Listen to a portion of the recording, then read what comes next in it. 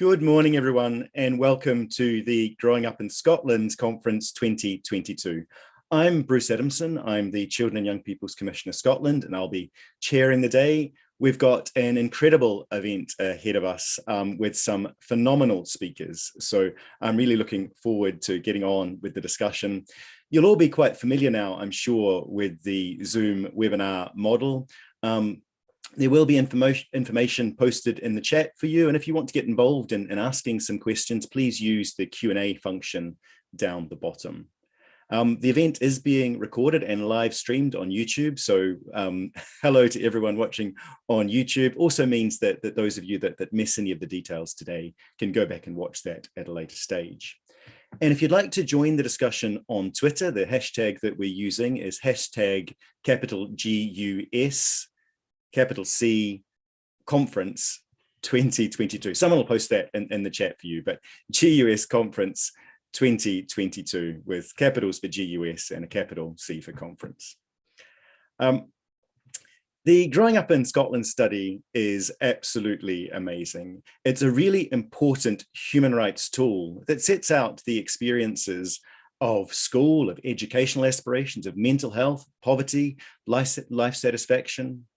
And the most recent report on life at age 14 gives us some incredible insights into what's going on in the lives of children across Scotland, and really shares that important perspective about what's important to them and their families.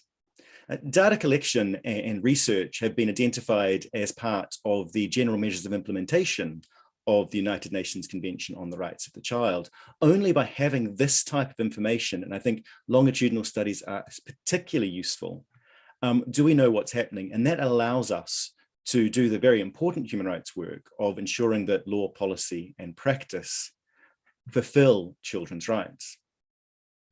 And I think it's particularly important to recognize that the world is becoming increasingly complex, and that mapping children's experience over time is a really incredible way for us to understand how children and young people are reacting to the changing and complex world, but also how the work that we're doing as decision makers are meeting their needs. I've got the best job in the world as the Children and Young People's Commissioner Scotland. I get to talk to thousands of children each year and find out what's important to them, and then work with decision makers to ensure that their rights are fulfilled. But the insight that the Growing Up in Scotland study brings and the research projects associated with it are really essential, because they provide a depth of understanding of what's happening in children's lives. Scotland will soon be finalising the incorporation of the Convention on the Rights of the Child into our domestic law. We've been delayed by a year, but I do hope that it'll be through Parliament shortly, and that it will be immediately commenced later this year to ensure that children have the legal protection of their rights, which is long overdue.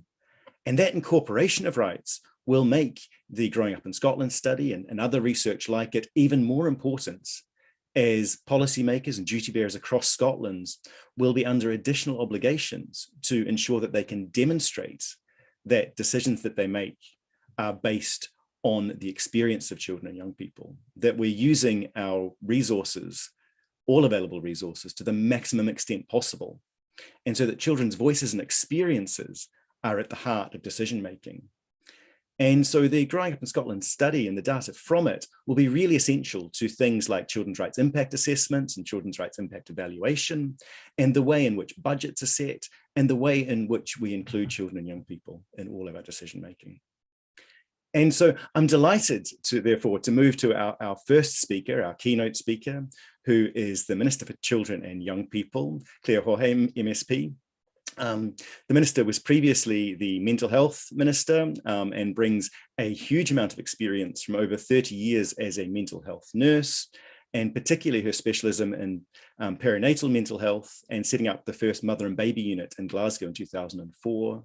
The Minister also has a strong trade union background, and in her role as Minister for Children and Young People has been right at the heart of ensuring that children's voices are central to all government decision making. So I'll pass now to you, Minister, to give us our keynote address. Thank you very much, Bruce, and good morning, everyone. I'm absolutely delighted to have the opportunity to speak with you all today. Since its inception, the Growing Up in Scotland study, GUS, has been a key source of evidence for Scottish Government. And we've been following the current cohort of families now for over 15 years. And the longitudinal evidence generated has provided us with unique insights and perspectives. These have supported our work to achieve the best outcomes for children in Scotland. And crucially, the study is also used extensively by external stakeholders such as local government, third sector organisations, practitioners, and as part of academic research, contributing to the evidence base for Scotland. Later this morning, you will hear about some of the recent analysis and research that's been conducted using data from GUS. And it's wonderful to see the range of issues and policy areas that GUS evidence has contributed to over the years. And this breadth is again demonstrated by the variety of topics included in today's conference programme. I will touch on some of these examples today, as well as our ongoing work to improve the lives and outcomes of children in Scotland. When the children in the study were very young, they helped us understand and identify the kind of support parents needed most in these first months and years, and the circumstances where such support could be particularly important and effective. GUS, along with other research, highlighted and revealed the importance of prevention, early intervention, and one-to-one support, along with the role of practical help and advice from the very early stages. And this knowledge has helped all of our work at this early stage of a child's development. These findings informed the expansion of health visitor service coverage in Scotland. Every child can now benefit from an enhanced service that offers at least 11 contacts by a qualified health visitor before the age of 5. The Family Nurse Partnership Programme has also been influenced by this knowledge, including an expansion to include mothers up to the age of 25. And this programme has been running in Scotland for 11 years, and in that time has reached over 10,000 mothers, helping them to build the confidence and the skills they need to provide the right support for their baby and to look after themselves. As GUS babies grew into toddlers, the study provided a wealth of evidence about how to improve and support their development by ensuring that they can benefit from high quality and nurturing early learning and childcare. GUS was able to demonstrate that high-quality ELC can enhance children's cognitive development in the preschool years and help overcome the poverty-related attainment gap. The expansion of ELC in Scotland is one of the most important and transformative changes we have made to the lives of children and parents. And from August last year, all 3 and 4-year-olds and around a quarter of 2-year-olds are entitled to up to 30 hours a week of funded high-quality early learning and childcare, an increase from 600 hours to 1,140 hours each year.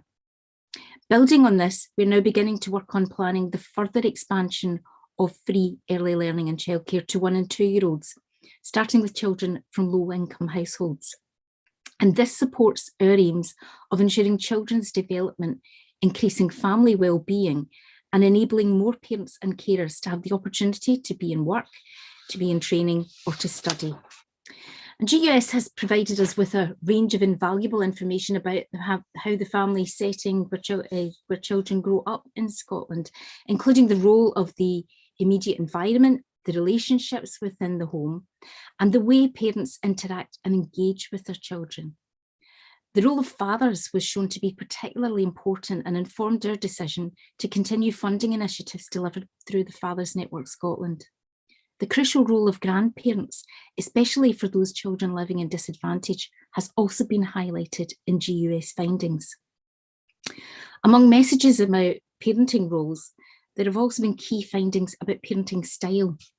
A positive parenting style, such as one that includes home learning activities, can act as a protective factor, offsetting some of the negative outcomes associated with disadvantage. And these insights inspired initiatives focused on supporting a positive home learning environment, such as Play Talk Read, BookBug, and Read Write Count. As the GUS children became older, the scope of the study broadened, and we were able to explore their lives further, including their experiences at school. We recently drew on GUS data to look at the transition between primary and secondary school education, and found that whilst the experience is largely positive, some children, such as those in areas of higher deprivation, are more likely to need help during this time. And knowledge such as this helps us target our support.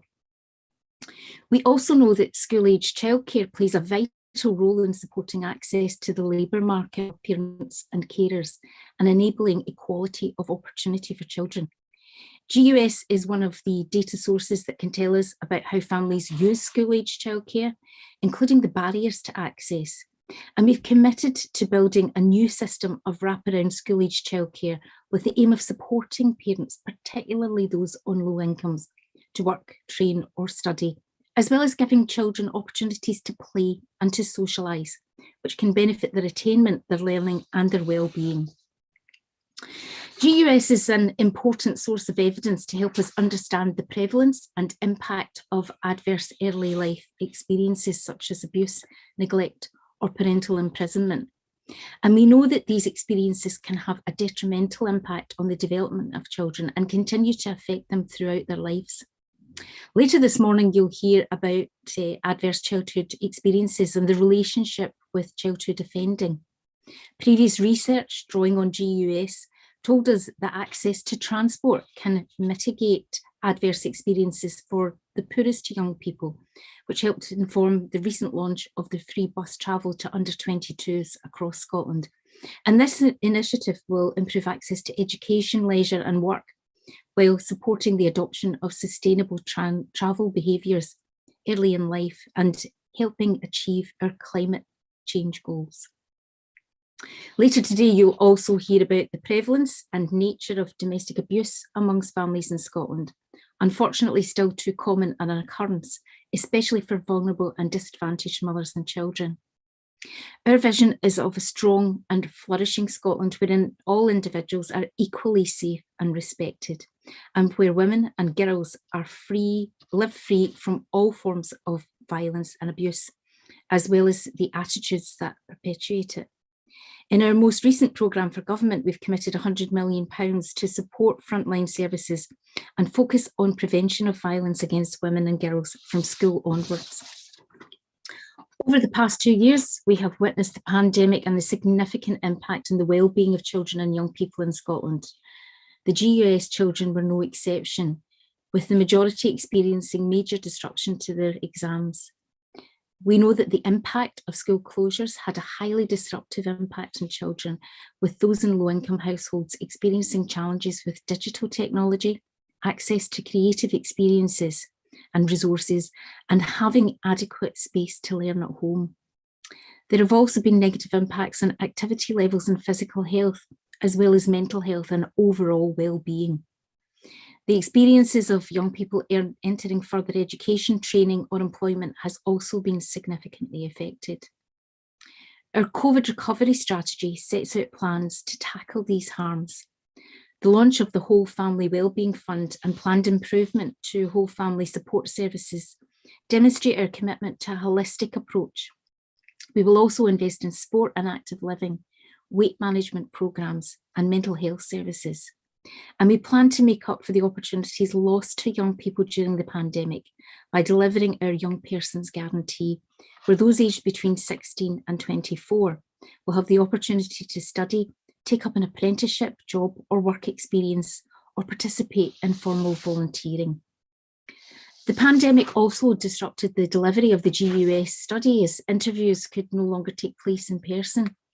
Thankfully, using a flexible and remote approach, the study was able to continue, and evidence currently being collated and collected through GUS will be an important source of information for and will provide a vital contribution to our understanding of the long-term impacts of the pandemic and the effectiveness of our response efforts.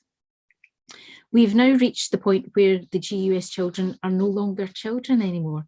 They're aged 17 and they're on the cusp of adulthood, making plans for their future, and will soon be making their own way into the world. This is a new and crucial phase for the study where we'll be able to link infant and childhood experiences with early adult outcomes, such as their academic achievements and post-school destination. This is why we're so committed to continuing to follow the cohort as they approach and enter adulthood. Continuing to support studies such as GUS also reflects our view that the voices and lived experiences of children and young people should be central to our work.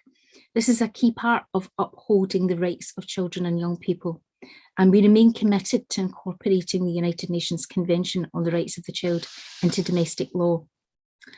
I continue to be delighted that we have such a valuable resource in GUS, providing us with valuable, uniquely Scottish evidence, and it demonstrates our commitment to an evidence-based policy approach, as well as our determination to understand what drives positive outcomes for children and young people. Evidence from GUS helps us make better decisions about how we can make Scotland the best place in the world for a child to grow up. Thank you. Thank you, Minister, for such a fantastic presentation. If we were in person, you'd be hearing roaring applause from across the audience, but it's much harder to do in the webinar format. But please rest assured that keynote was very well received, and I know that people will have really appreciated it. I particularly like the way that you brought through the study from the earlier stages of the study, Scottish Government and local authorities have been able to use the evidence of the study to shape policy, particularly through early years, and your reference particularly to the fact that it's not just the support provided directly to children, but also the recognition of the support provided to families and communities around children in order to ensure that they thrive. The fact that you picked up on so many really important human rights issues that predated COVID, such as poverty and mental health and support for families, but also recognized the significant human rights challenges of the last few years of the pandemic, and how already using the ongoing work of the GUS study to help shape future plans in relation to how we respond to the pandemic. And that important comment that you made around the fact that the cohort's now moving into transitioning into adulthood, and we know that the complexity of that for so many children. I know, Minister, that you've got a very busy day of other conferences, but perhaps if I could maybe just provoke a question or two. One question that I've got is, was there anything that you found surprising in the ongoing results coming through from the experience of the GUS data? Obviously, you're drawing on significant experiences prior to being elected and then being elected and holding ministerial portfolios. But was there anything from the GUS study that surprised you or made you think and kind of change your opinion on things? Or did it reflect what you were already experiencing from your work in the community and as an MSP and as a minister? I think that's a really interesting question there, Bruce. And as you alluded to in your introduction, I spent my maths is pretty poor. I spent, certainly well over a decade working in perinatal mental health, and saw a huge shift in that time in terms of the support that was there for young mums, both antenatally, and when I say young mums, I mean new mums. The support that was there pre-conception, antenatally, and postnatally, and I suppose what the GUS study has reinforced for me is how, as you alluded to in your remarks there about my speech, is that it's so important that we have joined up thinking in this. It cannot only be early learnings and childcare services. It cannot only be schools. That actually it's all of those services joined up. It's health, it's education, it's community services, it's community planning, that everyone has to play their part. There is that old saying, it takes a village to raise a child, and I think the GUS study absolutely reinforces that we all have our part to play.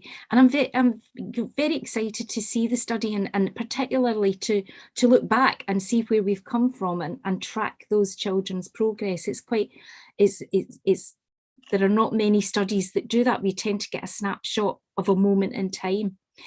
So I'm particularly keen that we do continue this study on, so that we can look at those early adult years, and then some of those children and young people themselves becoming parents, and how their early childhood experiences and their experiences of growing up in Scotland, how that then influences them as parents too. This has got to be seen as a multi-generational thing. Fantastic. I thoroughly agree. And one more question, if I may, in terms of how studies like this, and so the GUS study and other studies like this, actually influence policy and lawmaking. And you've given us some really good examples of that in early years. But is there any more insight that you're able to give us in terms of how you're able to bring this into discussion with ministerial colleagues and across different portfolios? Because obviously the GUS studies focused on children and the cohort of children moving through. But is there any insight you could give us into how that's then used to shape broader policy and influence your colleagues? Having a good, solid evidence base is absolutely vital in my mind in creating good policy. You know, you can't just pluck ideas out of the air. And when you are looking at strategies and policies for the years ahead, as we are currently, in terms of looking at developing our offering for 1 and 2 year olds, and that wrap round childcare for school-aged children, it's really important that we look at what evidence there is that actually that's effective, that it meets the needs of those children and those families, and that it has positive outcomes for them. So having a solid evidence base is absolutely key in everything that we do certainly in Scottish Government in the area of early learning and childcare, children and young people, etc., education. It's absolutely vital. You only get one shot at getting a good childhood. You only get one shot at being able to intervene early when a child is very young. So we have to make sure that we get this right. So studies like this are absolutely key in helping us to make those decisions. Fantastic. Thank you so much. And I think just to reiterate your point and just how valuable this is in terms of understanding what's happening in children's lives and the longitudinal nature, really helping for kind of longer term planning, not just in terms of responding to the needs of this cohort, but future planning for future generations, which I think is so essential. I'm also very glad that you picked up within your speech, Minister, around the importance of incorporation of the Convention on the Rights of the Child, and that'll be coming back to Parliament, we hope, very, very soon. And I think that the really important point around the obligations there of using that evidence base, as you've said, being able to demonstrate the use of available resources and that evidence-based decision making, I think is so powerful. I know you've got at least another conference, probably several later today. So, but was there any final words that you wanted to give us, Minister, before I know you need to rush off to other things? I suppose one thing that I only lightly touched on, and I'm sure other speakers will speak about this, is about the collective trauma that we've all been through in the last 2 years, and we cannot underestimate the impact that that's had on our children and young people, but also on the people who deliver the services for them. So the educators, the youth workers, and the support services round about them. So I know there's a lot of them here today, a lot of them online. So I just wanted to say my personal thanks to you all for the work that you did, for the way you adapted how you worked, for the support, for the care, and the love that you showed to children all around the country to help support them through a really difficult time. Thank you so much, Minister. I absolutely reiterate that the experience of all of us has been really challenging, and those whose rights were already most at risk were disproportionately affected by the pandemic and our response to it, and the incredibly heroic professionals that were able to get in and around families and around children have made a huge difference already, and it's important that we continue to support that work. And one of our colleagues, Lorraine Davis, in the Q&A has made the comment that the increase food and living costs that we're facing at the moment, the cost of living crisis as it's being described, is having an impact on a much broader range of children as well. And so I know that the response that we're taking there, using this evidence base, but also recognizing that the world is changing very, very quickly, as well, as we see conflict in Europe, as we see the impact of the pandemic and rising cost of living as well. So thank you so much, Minister. That was a fantastic start to the day. And again, if we were in person, you'd be getting another rousing round of applause, but appreciate it. That's a little bit more difficult to do online. No, thank you very much, Bruce. It's been a delight to join you. Thank you. I hope the rest of your conference goes very well. Fantastic. Thank you. Thanks so much. And now we'll move on to Sarah Newton, who is one of the principal social researchers. She's been doing that role within Scottish Government for the last 5 years, and as part of the core team responsible for delivering the Growing Up in Scotland longitudinal study. Sarah brings a wealth of research experience, particularly in the youth sector, having previously worked at Cantor Public and youth sites. And so Sarah's here to present the latest findings coming out of the Growing Up in Scotland study, which is life at age 14. Also, I'd really encourage everyone to use the question and answer function. You'll see the button down the bottom of your screen, because there'll be some time for some Q&A at the end of Sarah's session. Sarah, I'll pass the floor to you. Great. I'll just get my slides up.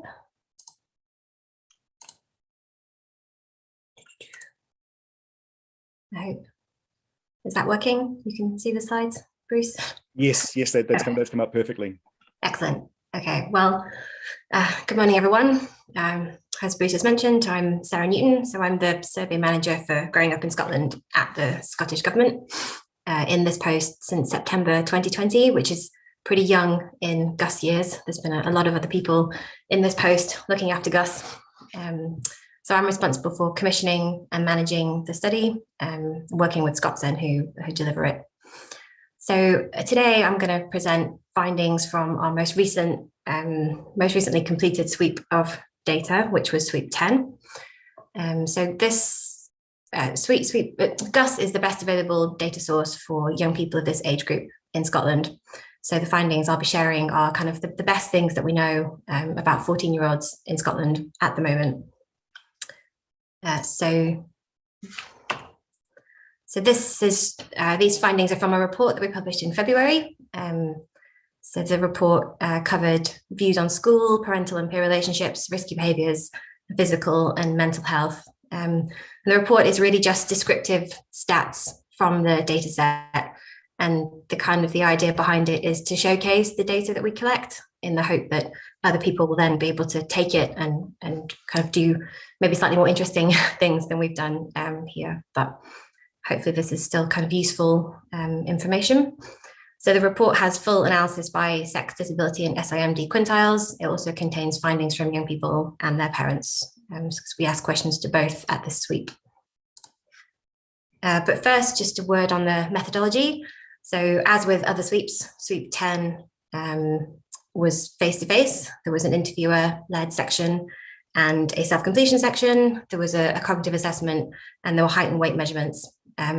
Unfortunately, we were still in field in March 2020 when the pandemic started and when face-to-face interviewing had to stop.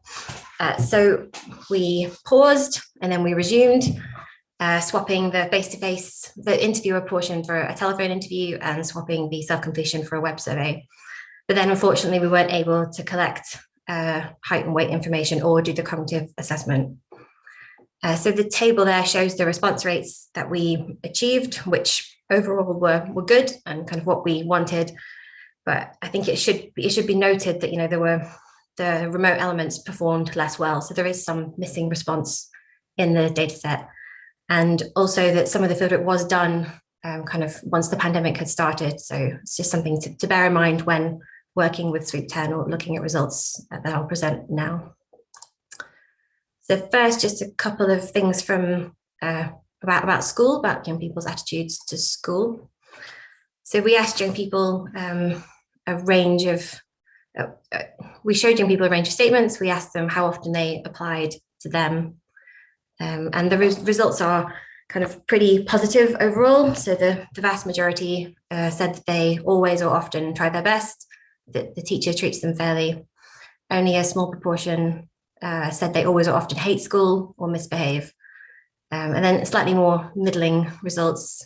We've got just over half saying they sometimes or never look forward to going to school, and just over a third saying they sometimes or never enjoy learning at school. But on the whole, quite a positive view of school came out of the sweep.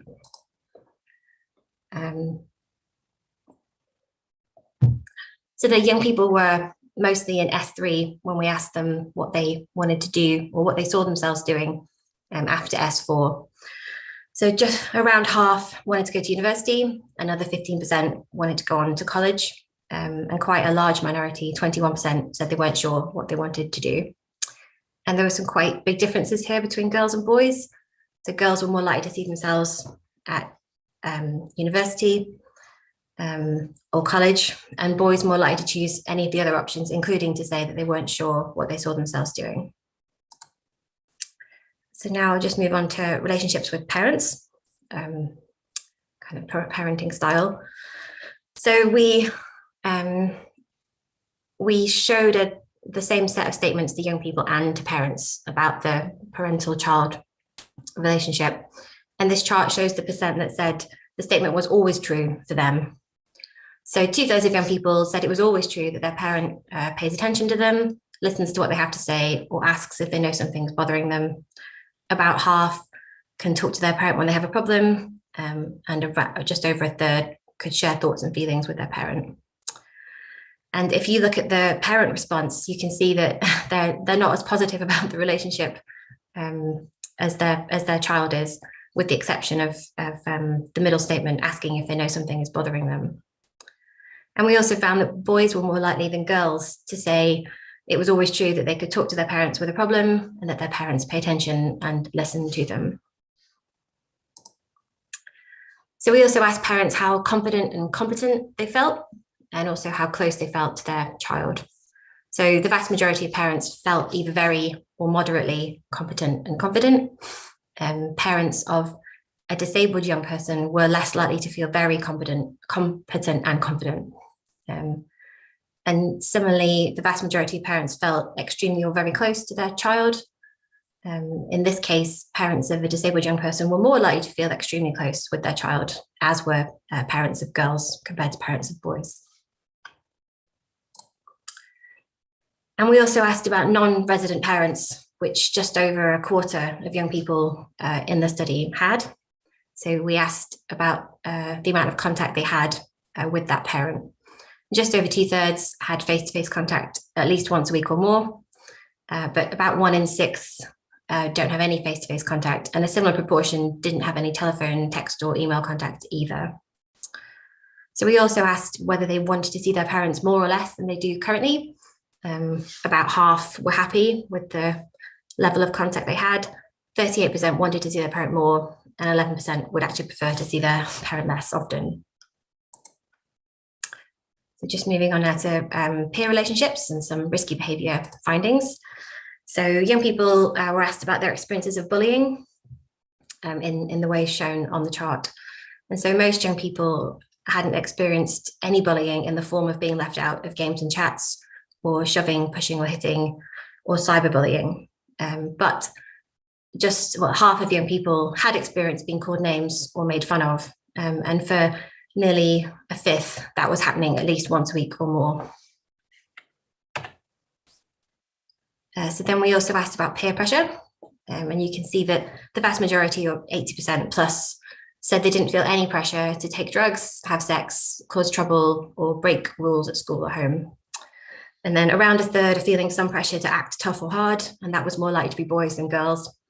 And just over a third felt some pressure to look or dress a certain way, and that was more likely to be girls than boys. So then Gus collects a lot of information about alcohol, cigarette, and drug use. This is just a very quick snapshot into some of the data that we have collected. So 55% told us they'd tried alcohol, but about half of those said they hadn't had any in the last month. And then we have about around a fifth have tried smoking, either a cigarette or a vape. And interestingly, vaping is kind of more, it seems to be more common now than traditional cigarette smoking. Of those that had smoked a cigarette, 69% said they don't actually smoke now. So 8% told us they'd tried cannabis, and of that group, a quarter had only done so once, and 2% said they'd tried other drugs, and of that group, half said they'd only tried that once. And of course, this is all self-reported, but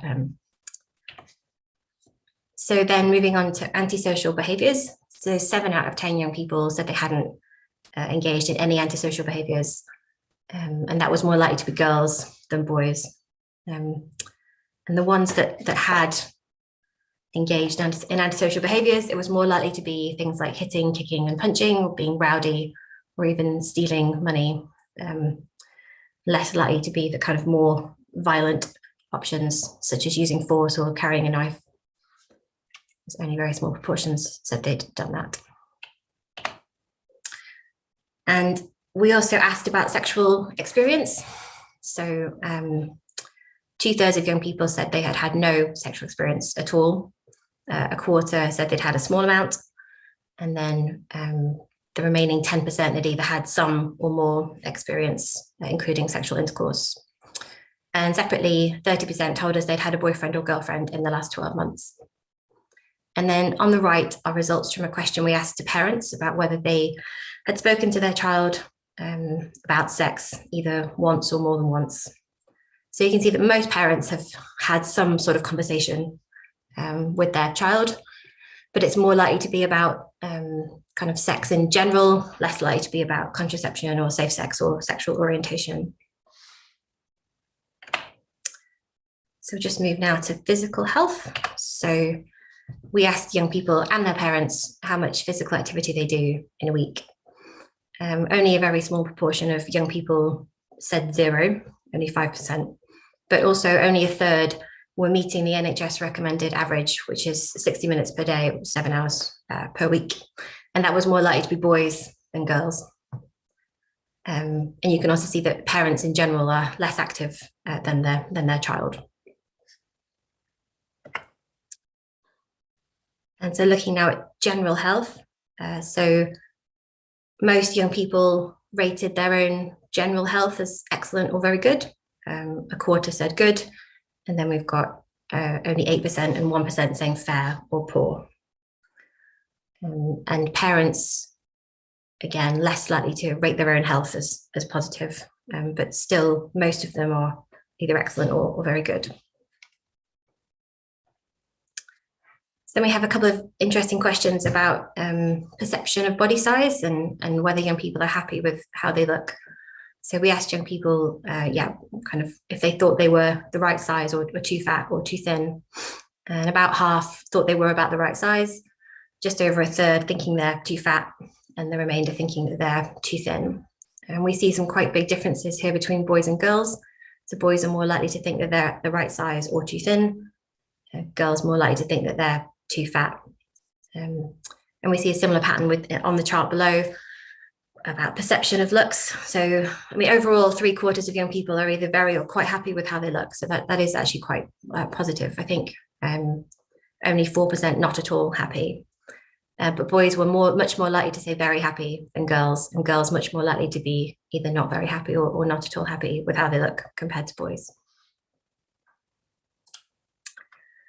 And so the final section of findings is on mental health. So this chart shows the results of a number of different questions we asked about mental health. So first of all, you can see that just under half kind of reported that they'd experienced depression, which was described as ever having a period in their life lasting several days or longer when on most of the days they felt depressed. 14% said that they had experienced emotional or mental health difficulties to the point that they either sought a diagnosis or sought professional help. And 12% had hurt themselves on purpose in the last 12 months. And girls were more likely than boys to say that they had experienced those 3 things. And then we also asked parents whether their child had ever taken medication for mental health, and 5% said they had. That was more likely to be parents of boys or parents of disabled young people.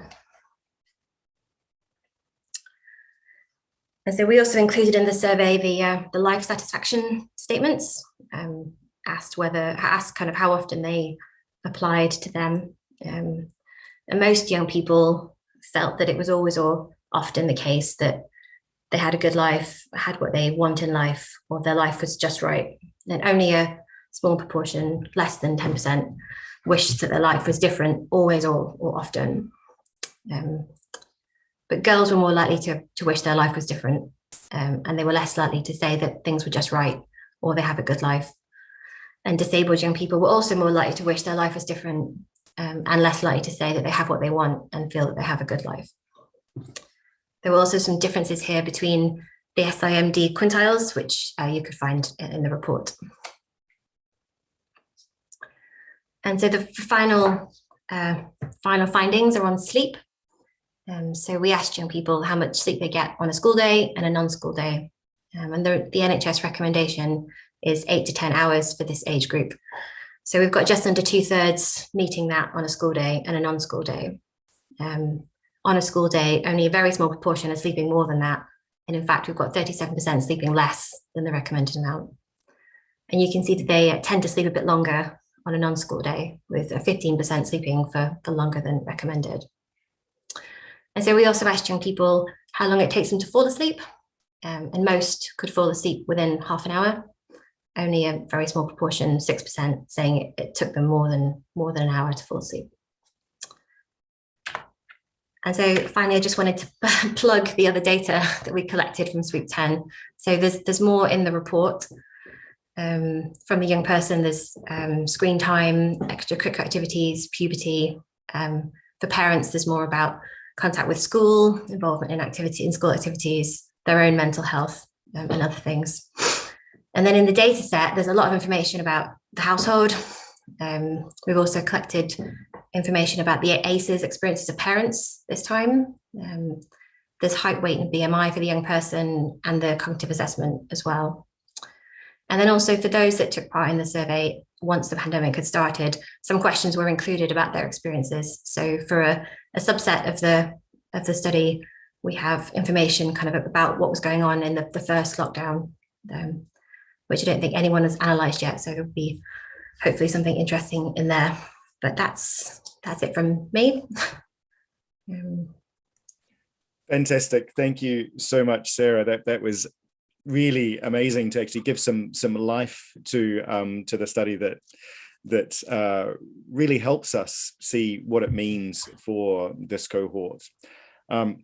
There's a number of questions that have popped up into the Q&A function, which I'll come to. I've got some of my own thoughts as well, but I think we've got about 10 more minutes to talk to you, Sarah. So anyone else that wants to put in questions, please do. Again, if we were here in person, Sarah, you'd be hearing the hall ringing with applause. That was a really fantastic summary. I know it's difficult online when you can't see everyone reacting, but that really was a fantastic presentation. One of the questions that's come through on the chat, which I think is really useful, is reflecting on how much some of these aspirations have changed over the duration of the study. And so this questions came in quite early when you were talking particularly about kind of educational aspirations. But I think that the question is much broader in terms of, have you got any thoughts on kind of what's changed during the duration of the study? That's a difficult question. I'm not sure if we asked that before. In the previous report would have been life at age 12. So I'm not sure. Maybe someone from ScotCen might have a better answer. So I wasn't actually on the survey at the point. Yeah, maybe Paul knows. And I see Paul's popped up. So there are some. We've been collecting aspirations data for a few sweeps from parents and from young people themselves, but actually we haven't done that comparison piece yet. So there is an ability to do that, but it's not been done. So if someone out there wants to do it, then there's a great opportunity. We're collecting aspirations data at the current sweep as well. So that will be life at age 17 once we're finished. So you'll be able to track it later as well. Fantastic. And I think that's one of the points of the conversation today, is to actually draw out new opportunities. And so I think these types of conversations are hugely useful. There was another question in relation to children with additional support needs and a focus on their childhood experience, and a reflection that perhaps this data is mainly from mainstream children.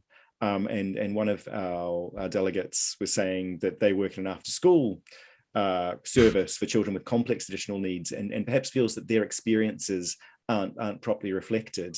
Is there anything that you could say on that, Sarah? So the study is intended to be representative of the age group, including kind of disability status. I suppose one of the problems there might be if it's a small group, the sample size might not be big enough to do some very in-depth analysis, but we certainly looked at disability, which in this report, and there has been a lot of other research done that's looked at additional support needs as well. So it's definitely something the study can do, or I think can help with to an extent. But again, as Paul mentioned before, I think really our role is we collect this data and we publicize this data, but what we really want is for other people to kind of take that and run with it. But I guess if anybody has any specific questions about the data, as in wants specific findings, we can pull those out. So that's something we can do as well. Have a look at specific things. Brilliant, and I think there's already some requests coming in for some things around that. So another question was around whether there's any information available yet on the intersectionality of the data with children and young people experiencing poverty, and so you've touched upon that in the report. Yeah, so the report has full analysis by SIMD quintile, but it's not intersectional. We've looked at the subgroups we've looked at separately. So again, we haven't done that analysis, but it should be feasible. So again, encourage others to either ask me a very specific question that we can help with, or design your own research projects would be great. But I think there's brilliant opportunity there. Again, another kind of similarly linked question in terms of whether the data is able to show how aspiration might vary dependent on SIMD. That's in the report. Differences. The word differences. I think there, as you might expect, those in higher quintiles more likely to want to go to university. Those in more deprived areas more likely to be looking at other options, college or apprenticeships. But that is definitely in the report. So. Yeah. Fantastic. And again, a number of questions in relation to Black and minority ethnic families and children, and whether the data is able to kind of help us look at things like mental health concerns and self-harm based on the so whether you can use the data in that way as well to look at particular groups like Black and minority ethnic children and families. Yes. So the number of Black and minority ethnic families in GUS is not huge, but it should be sufficient to look at things like that. And we have a question on self-harm, as I've shared the result. So I definitely would be possible. Is that a specific request? I can do that one. That's fine. Brilliant. One of the questions that I had, I mean, I found this this report to be really fascinating for a number of reasons. I thought there's a lot of positivity in this report, which I think is very welcome. And again, particularly in jobs like mine, we tend to focus on where the challenges are. But there is a lot of positivity in this report, which I think is really useful. One of the things that I did note, though, is some of the differences between parental perception and children's perception. Is there anything you want to comment on there? Yeah, I mean, my interpretation of that is parents are maybe slightly hard on themselves when parenting a teenager, which can't be an easy job. I don't have any teenagers, but can't be an easy job.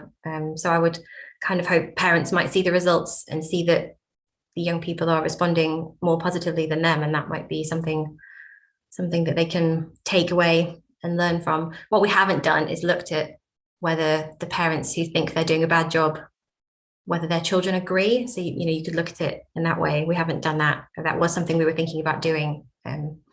to see whether there's maybe the parents who think that they're doing a good job, their children don't agree, or vice versa. So that was something we were going to look at.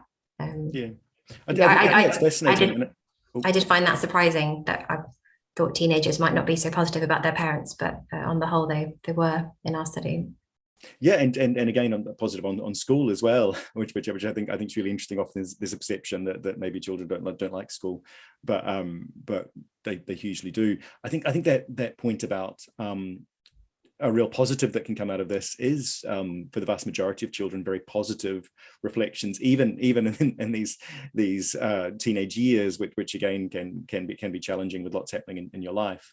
But that real positivity, and I think that is a message that we really need to send to parents, that generally most children are very happy with parenting, and parents are too hard on themselves. And I think that's a really important message, particularly in the context of COVID.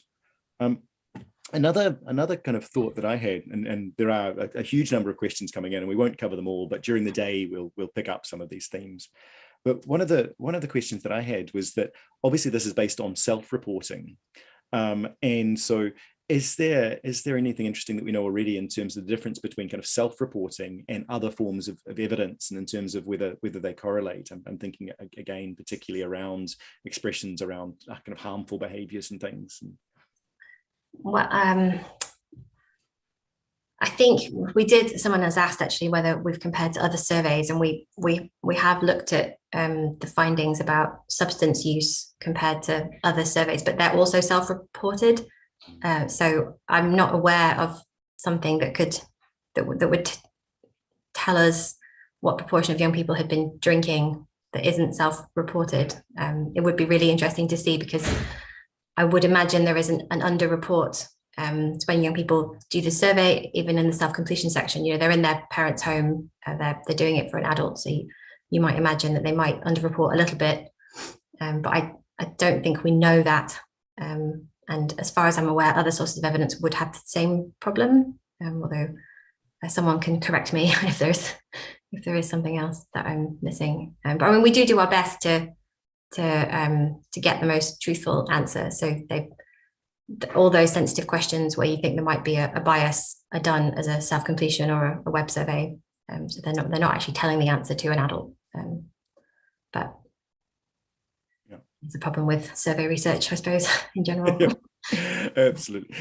There's another interesting question around the process of ethical review in terms of informed consent, and how young people contribute to the process when we're talking about a longitudinal study, how we ensure that informed consent continues. I wonder whether you might want to comment on that.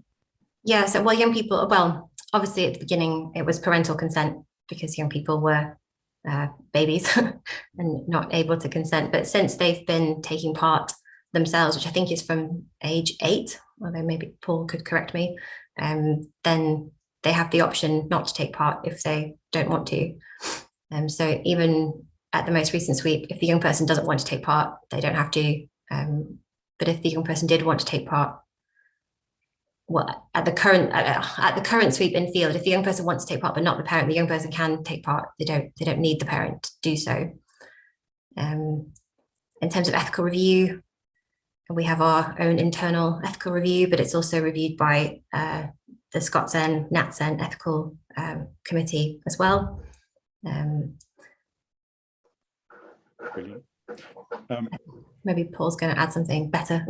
Yeah, I see Paul's also doing a great job of answering some of the chats. Yeah, sorry, I'm kind of going back and forth a little bit. But yeah, I mean, I think as far as informed consent is concerned, the crucial thing about longitudinal studies is that you need to ensure that your families don't feel compelled or mandated to continue participating, and need to be kept up to date about how their data is being used and what we're expecting to come up in the future.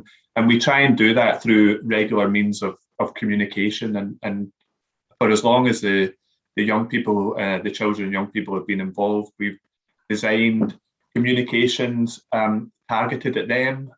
So we're not just communicating with parents about the study, we're also designing leaflets and letters and so on for the children and young people. And we've been doing that since they were involved, and we were collecting data directly from them. And what's been quite really nice about the most recent sweep, and I'll say a little bit more about this in a minute, is that it's the first sweep where we've engaged directly with the young people at age 17. So we're writing to them directly. We've got their personal details. We can email them, we can text them, and they've always had that opportunity to opt out or tell us they don't want to take part. And we're doing that with them on a one-to-one basis now, rather than going via their parents. So yeah, we take it very seriously. It's important that people know what we're doing with the data and what's going to be happening, and they have optimum, an ample opportunity to make a decision about their ongoing participation.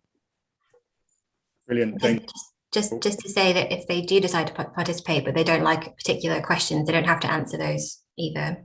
So anything can be skipped or avoided. Brilliant. Thanks so much both. And I think it's time for us to move on to Paul now. But there's still a number of questions in the Q&A. As I say, we'll be coming back to those throughout the day. Some interesting questions around how this study relates to similar studies in other countries, which I think is really interesting. Some specific questions around things like shared parenting, some specific things on all sorts of different things, gender splits, on self-harm, all sorts of things that I know that we're really interested in. But what I think we'll do is we'll move on to Paul now, and then we'll come back through future discussion to some of these specific questions and the broader questions. But for now, Sarah, though, just a huge thank you to you for that great overview, and to really getting us into the heart of some of the report. And again, everyone at home should be clapping their hands and stamping their feet to say thank you. And now we'll move on to Paul Bradshaw, who you all know and who's already contributed today. But Paul's the director of the Scottish Centre for Social Research, which is an independent not-for-profit research institution and the Scottish arm of the National Centre for Social Research. And Paul's had an incredible career over 20 years across a wide range of studies across many policy areas, but particularly on children and families. And Paul's led the Growing Up in Scotland study since its launch in 2005. He's also a fellow of the Academy of Social Sciences. And so, Paul, this really is your baby, isn't it? I know amongst many other talented researchers and experts, but it's a huge pleasure to pass to you, Paul, now. Thanks very much, Bruce. Okay, let me just share my screen.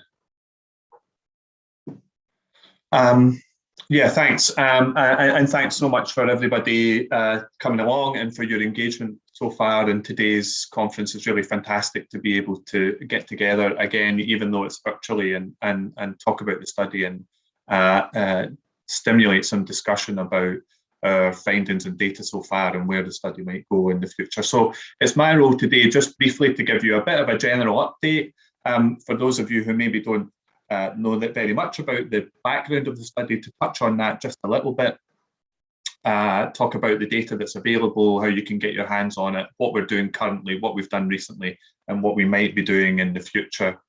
So just a reminder about Gus. We've been talking about it quite a bit already this morning, but in case you don't know about the history of the study, Gus, Growing Up in Scotland, it's a large-scale, multi-cohort, longitudinal study which has involved multiple national samples of children living in Scotland, not necessarily born in Scotland, but living in Scotland at the point we first collected data about them.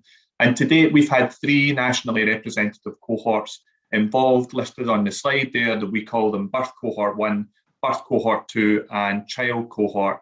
And they represent children born in different age ranges and at different ages at the first point of data collection. So the child cohort that we launched back in 2005, slightly older than the other 2 birth cohorts, both of whom were recruited to the study at 10.5 months. The study is commissioned and entirely funded by Scottish Government. We've been running since 2005, almost continuously collecting data across these multiple cohorts since that time, as you can see from this next slide. And what you'll note from here is that of the 3 cohorts that have been involved in the study, Birth Cohort 1 is the most comprehensive of these.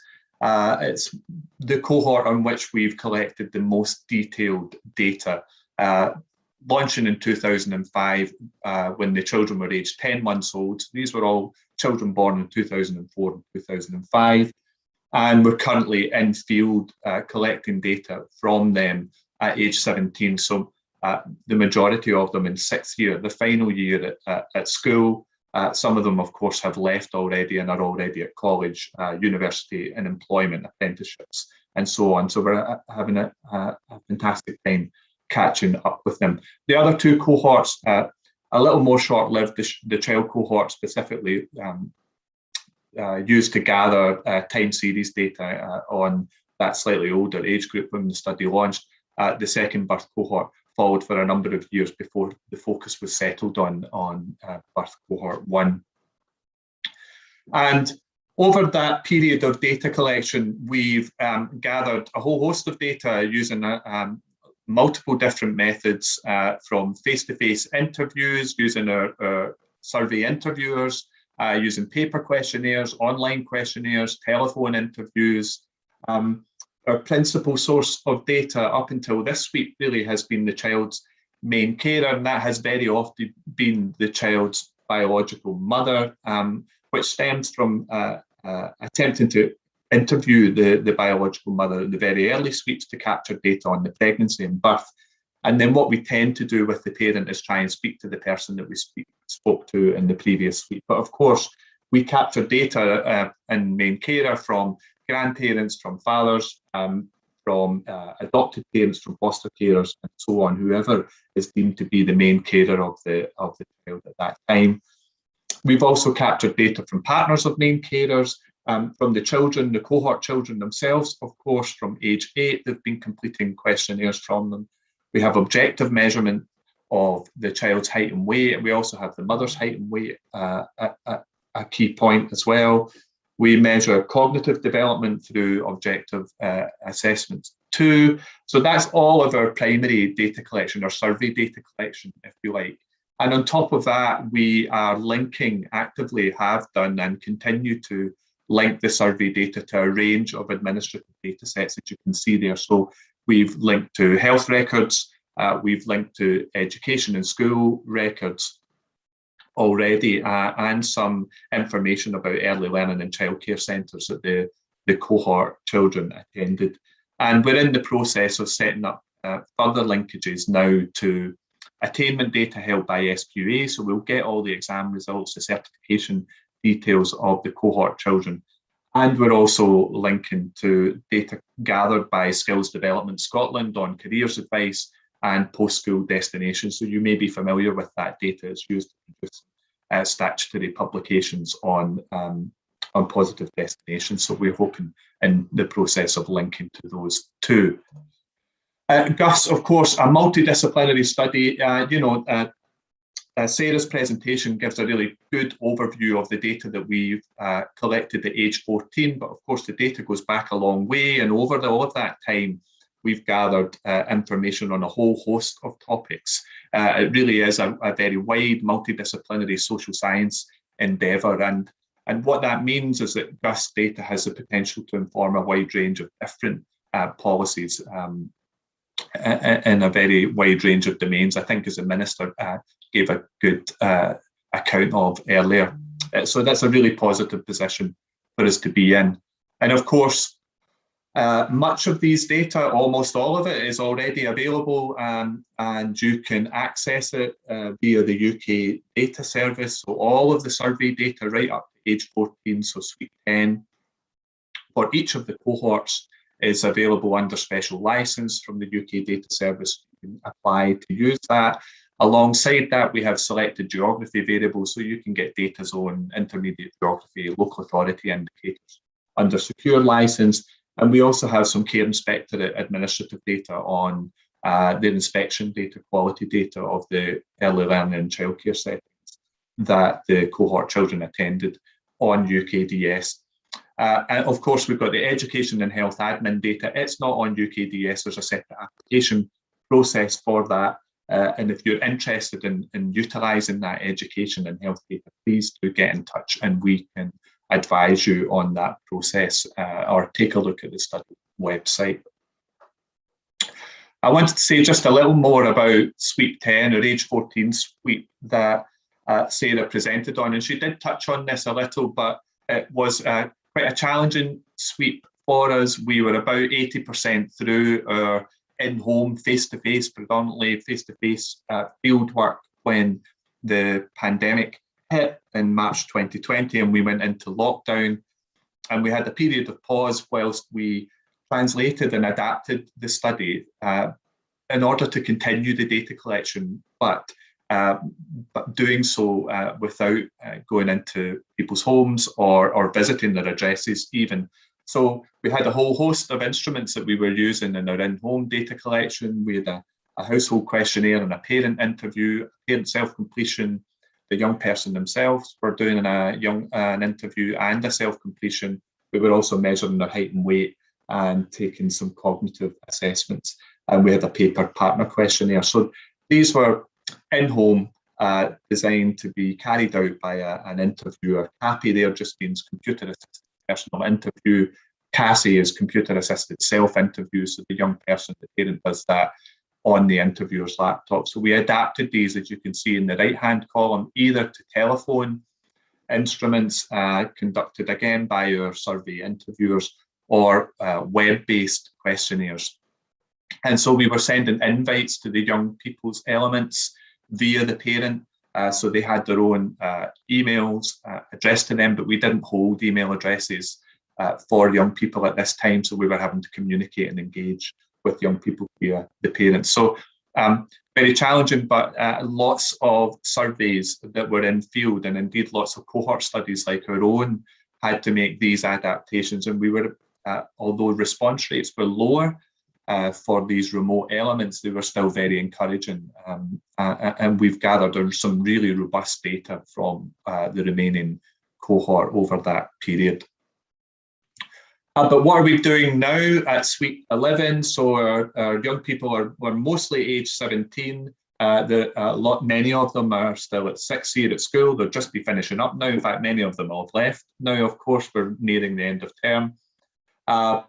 And we set this up as a flexible approach, because we launched this data collection in November, and there were still some restrictions for Scottish Government research. Face-to-face in-home research was not permitted at that point. So although we could engage with our cohort members on their doorstep and approach them, encourage them to take part, we couldn't go into their home to collect data. So all of our data collection instruments have been set up with remote and in-home alternatives. So where possible now, we're permitted to go in-home, and we're trying to do that because it allows us to measure height and weight and do the cognitive assessments.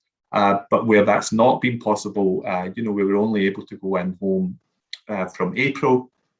So prior to that point, we were collecting data via web questionnaires, via telephone interviews as well. And these are all parallel kind of, for the parent, they could do it online, they could do it by telephone interview, and now they can do it as a self-complete in-home as well. So really, we wanted to make our study very resilient to any future adaptations or issues that might be should COVID rear its head again. And that data collection is going really well. So far, we're going to be in field until early next year with this sweep, and data will be available towards the end of 2023. So what else is happening at Sweep 11 at age 17? So you've seen we've got multiple data collection components. Some of the key questionnaire topics are listed up there. So we're asking the young people quite a bit about further education, their plans after they're leaving school, or what they're doing now. Are they in apprenticeships? Are they in employment? We're moving on to ask them about political attitudes, civic participation, continuing to measure physical and mental health, their interaction with social media, life satisfaction, puberty, sexual relationships, and so on. So some new topics coming in there, but some continuation of key issues that we've been measuring over a long-standing period of the survey. And similar with the parent What I will emphasise about age 17 is that the parents' involvement is much reduced. It's quite a short questionnaire this year, only about 15, 20 minutes. The main focus is really on the young person. We're gathering significantly more data from them at this sweep than we have in previous weeks. We've got some other data collection happening as well. So we're partnering with Paul McCrory and his team on the Spaces project at the MRC CSO Social and Public Health Sciences Unit at University of Glasgow. Our cohort members are being invited to participate in a follow-up physical activity and GPS study, where they're asked to wear a physical activity monitor, a GPS device for 8 days. And that's a follow-up of a similar study that we did when the children were aged 10 at Sweep 8. So we're going to get some longitudinal data. And if you, Paul's going to say a little bit more about that shortly, so I'll probably not say too much more at the moment, but that original data has proved incredibly powerful and valuable, and much analysis has been undertaken of it. I've mentioned the planned linkage to administrative data from SQE and Skills Development Scotland. And yeah, so the fieldwork is continuing with the age 17 sweep. As far as the future of the study is concerned, and the Minister hinted about this, there is a framework in place for a further data collection to take place around age 20. A decision hasn't been taken on that yet, and that will be dependent on, how the outcome of our current sweep. The pandemic and the remote data collection obviously did have an impact on our response rates. And one of the key things about a longitudinal study is that participation in one sweep is a really strong predictor of your continuing participation at the future sweep. So we're keeping a close eye on how our numbers look and how our attrition looks after this sweep.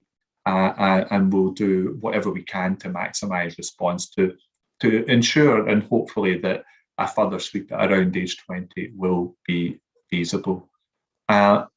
That's all I really wanted to say. We've got a whole host of information on the study website. You can see the address there. But if you've got any other queries about the study, about accessing the data, about analysis, if you want to find out more, then please feel free to get in touch with us at ScotCen. There's addresses up there for the ScotCen team and Sarah's team at Scottish Government. And you can also follow us on Twitter. Thank you very much.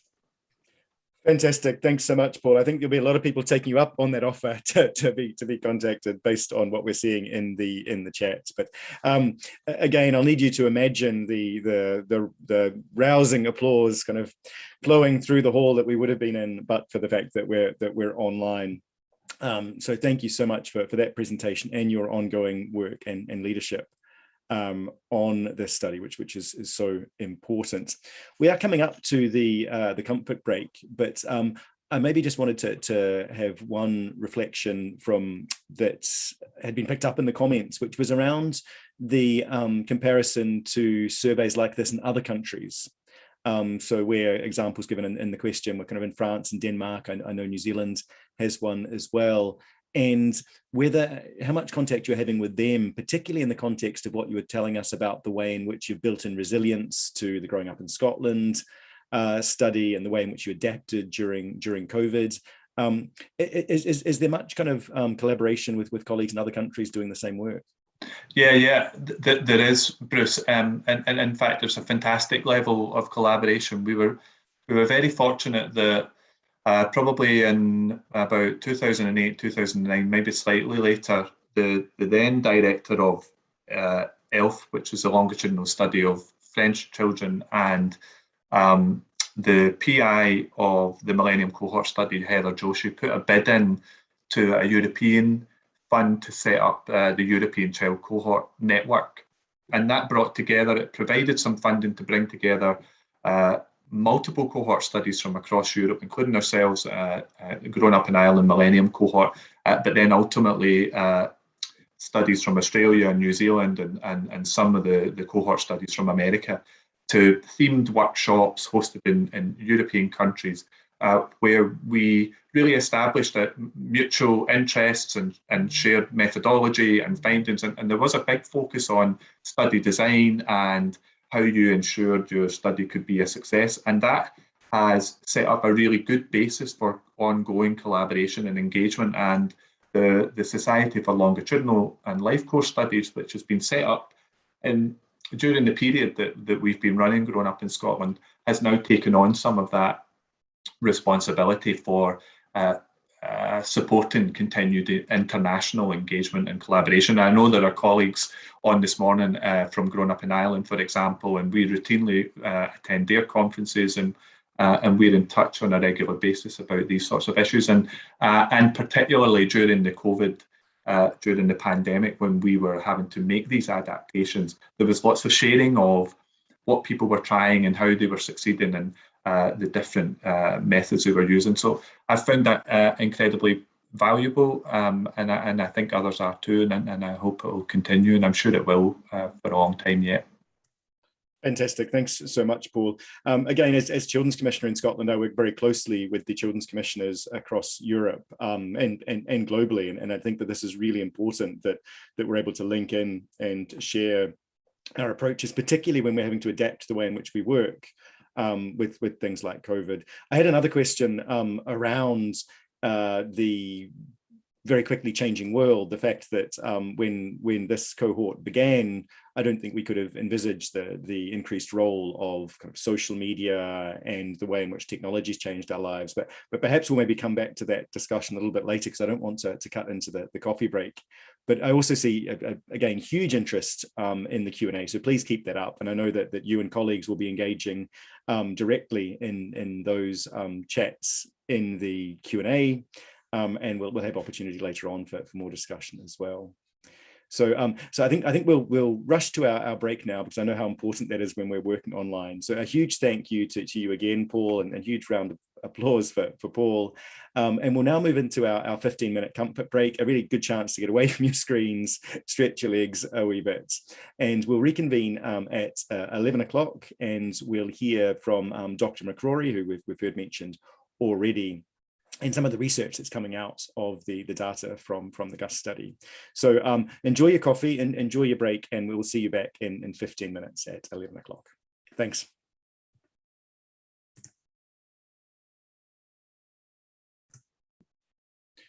Welcome back, everyone. I hope you managed to have a good break there. And we're moving swiftly on now to hear from Dr. Paul McCrory, who is Research Fellow at the MRC CSO Social and Public Health Sciences Unit at the University of Glasgow, and the lead researcher on the Studying Physical Activity in Children's Environments Across Scotland, the SPACES study.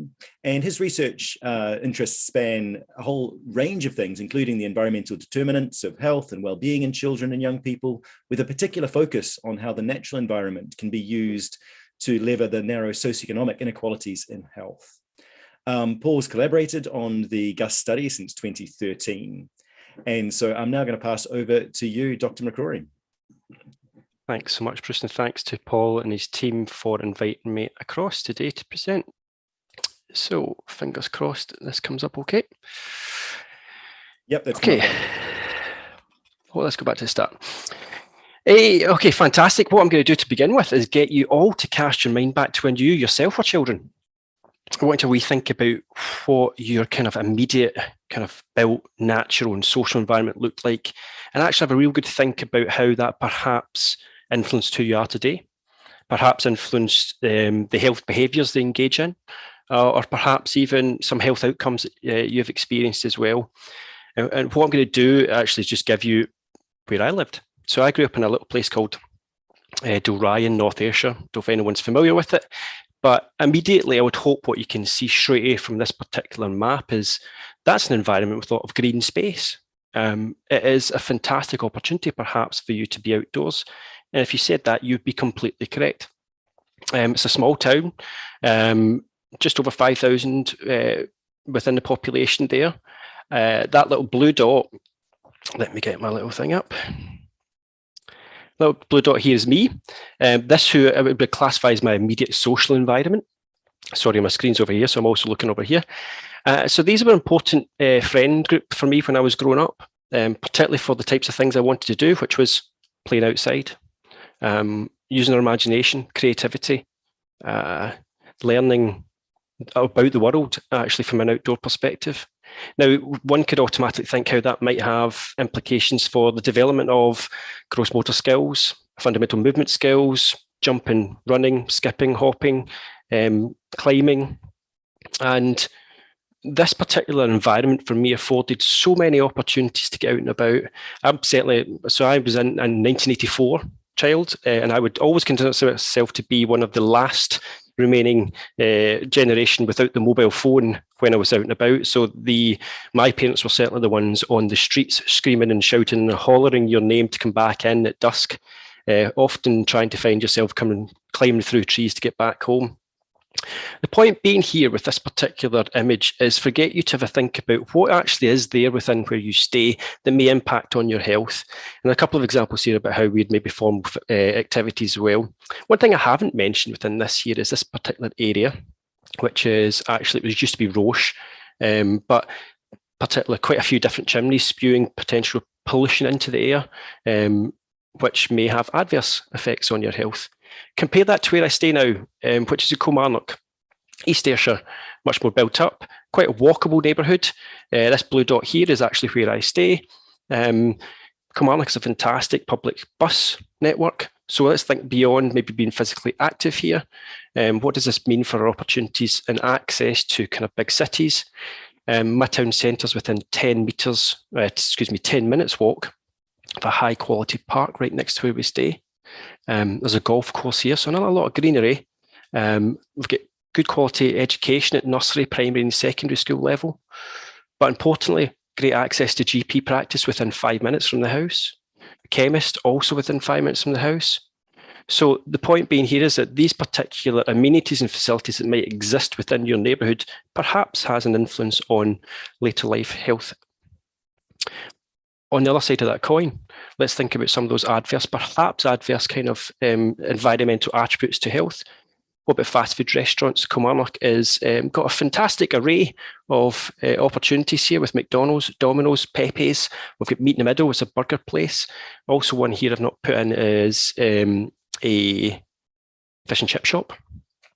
Now, what I would say about this is that, well, ironically, this is the Galleon Centre, our major kind of big sports facility, which is where the swimming pool, the gym, the lawn bowls and ice hockey rink, as well as directly opposite we have fast food chains. We also have a number of different pubs and we have tobacco retailers as well.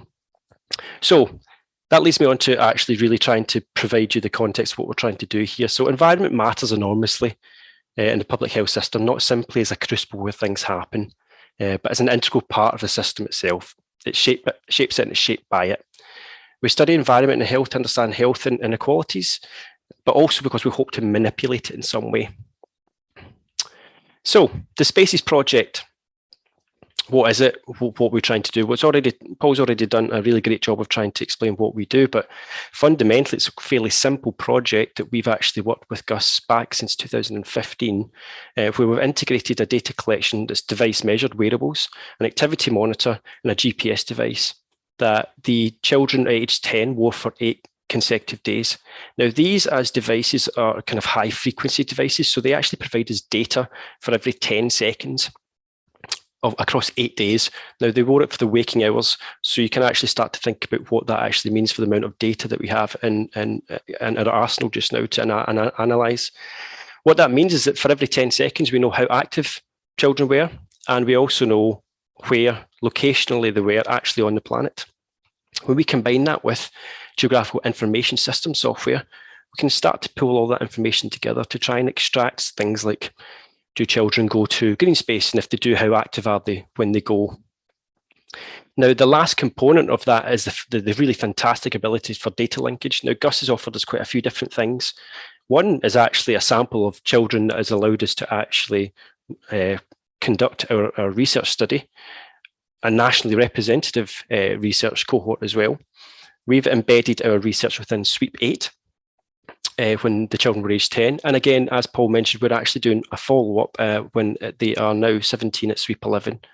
That in itself allows us to do a hell of a lot about and exploring the kind of issues around causality and that real longitudinal aspect of change, particularly in environment and change in outcomes as well. And some of the things we'll touch upon as we get through. But this also allows us to actually attach information from any of the other sweeps as well at an individual level to those who took part in the study. We had roughly at sweep 8, we had roughly 800 participants who gave us 5 days of valid data. So I'm just going to kind of use the remainder of the time actually to give you a kind of rundown, a kind of really brief overview of some of the kind of work that we've done across the different fields and different policy areas. We've published over, I think, 15 scientific articles, maybe over 20, 25 national and international conferences now on the Spaces data set. So what I'm going to do, and we've also kind of written reports to the Scottish Government, and we've also done some knowledge exchange reports as well. And this last one here, Schools on the Move, is one I'll touch upon hopefully in a minute. So very briefly then, as a whistle-stop tour of some of the publications we've got.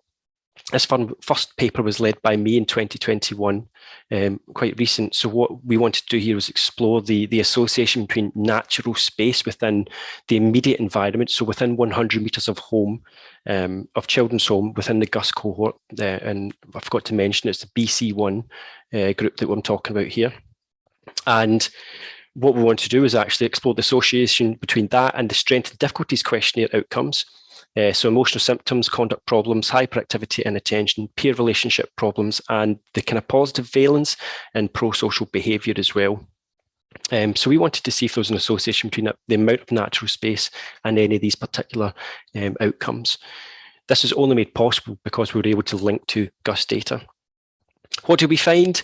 Well, natural space was and is associated with emotional problems, and that as we increased natural space within the immediate environment, 100 metres of home, we saw a reduction in the emotional problems. We also saw that as we increase green natural space within 100 metres of a home, we saw an increase in pro-social behaviours, which is fantastic and actually mirrors some of the earlier work that's been done by other research groups. Now, there was an interaction effect with socioeconomic status, in particular we used income, and it's best to show you the graph of that particular thing, where we are looking specifically at pro-social behaviours here. And our model predicted to where, hypothetically, with a 0% of natural space within someone's immediate home environment, those in the kind of most affluent kind of quintile would have the highest level of pro-social behaviours. But as we move across and increase the amount of percentage of natural space, we start to see that actually flips over and crosses over, and we start to see a greater influence and impact for those in the lowest and the second lowest quintile as well, as we increase the natural space. So this is a small bit of evidence to hopefully kind of provide a bit of support, although cross-sectionally, that there is some perhaps lever of an opportunity here to think about narrowing socioeconomic inequalities in particular outcomes by an increase in natural space. Another paper we did, led by Dr. Fiona Carroll, looked at tobacco retailers. And in particular, with what we did with this one, we wanted to have a look at the distribution of tobacco retailers across the whole of Scotland. And we used the individual GPS data that each participant provided us. And we identified with that particular data set, we had over 9,000 tobacco retailers. And with a straight line, we measured the distance between every single GPS point and the tobacco retailers within its immediate environment. Those ones less than 10 metres, we identified as potential exposure to that tobacco retailer and used that to further our analysis. Now, what we did here is to show you some results from this, and just to show you there's QR codes for each of these papers up in the corners. So if you do want to have a look at them, you can use your phone or whatever, and that'll hopefully take you to the paper in question. So on average, children were exposed 22.7 minutes per week to tobacco retailers. But more importantly, as it speaks to the socioeconomic inequalities, children from income deprived areas typically experienced in one weekend day what those from non-income deprived areas experience in the whole week. So 13 minutes within one weekend day compared to 11.3 minutes across the whole week for non-income deprived areas. Extended, that meant that children from the most income deprived areas experienced 6 times the duration and 7 times the frequency of exposure than children from the least income deprived areas. And that goes beyond what we would expect to see with regards to the density of tobacco retailers that exist just statically in our environment. So that's majorly concerning. Moving on to another paper, very briefly, we also did a very similar analysis to the tobacco retailers, but this time it was to bus advertising and in particular the unhealthy commodity, whether it's food, drink, alcohol, gambling, vaping as advertisements within the bus transport network. We also looked at statically across the schools to see whether or not there were any advertising within 100, 200 and 800 metres of schools, and if there was any socioeconomic disparities in that particular those particular results. What we found, we were 10,000 bus advertising that we actually audited in Google Maps, and we found that children living in more deprived areas had greater exposure to unhealthy food and drink product advertising compared to those living in less deprived areas, to the tune of 18% more. We didn't see actually any socioeconomic disparities in the advertising in and around schools, which is very, very encouraging, either at 100, 200 or 800 metres, reflecting quite a lot of the policy that exists already nationally. So other kind of results from that, children living in urban areas had greater exposure to unhealthy food and drink advertising than those living in rural areas. Again, thinking back to my earlier kind of pictures of both what is a small town, a patch, a more urban area. In general, children living in most deprived areas encountered bus stops significantly more frequently than those in the least deprived areas. There was some social patterning for exposure to alcohol and sugar sweetened beverages, but this did not reach statistical significance. Okay, and last, I've got 30 minutes. Last kind of one I want to talk about just briefly out of all the papers we could have spoken about. And I don't think I have enough time to show you the actual video here, but what we wanted to do with a particular project I called Schools on the Move, I led on this project, is that one thing in academia that we tend not to do perhaps so well, and there's a few academics on the webinar today, they might disagree with me, is I don't think we do enough to translate our evidence and make it engaging and interpretable to those perhaps who we actually want to work with. So the one thing that I wanted to do was take our evidence from the Spaces project and work with children and young people, certainly within the UNCRC kind of, particularly Article 31 with the right to play, and think about how young people can think about their own solutions. So again, providing that space and time and voice to actually engage with the results. So we work with Children's Parliament and a third sector organisation called Mcvay to come up with participatory approaches that would allow us to take our evidence and translate it in a more meaningful way to children and young people aged 10. So mimic that of the Sweep 8 that we work with. From this particular project, again, the QR codes here take you to both the report and the video.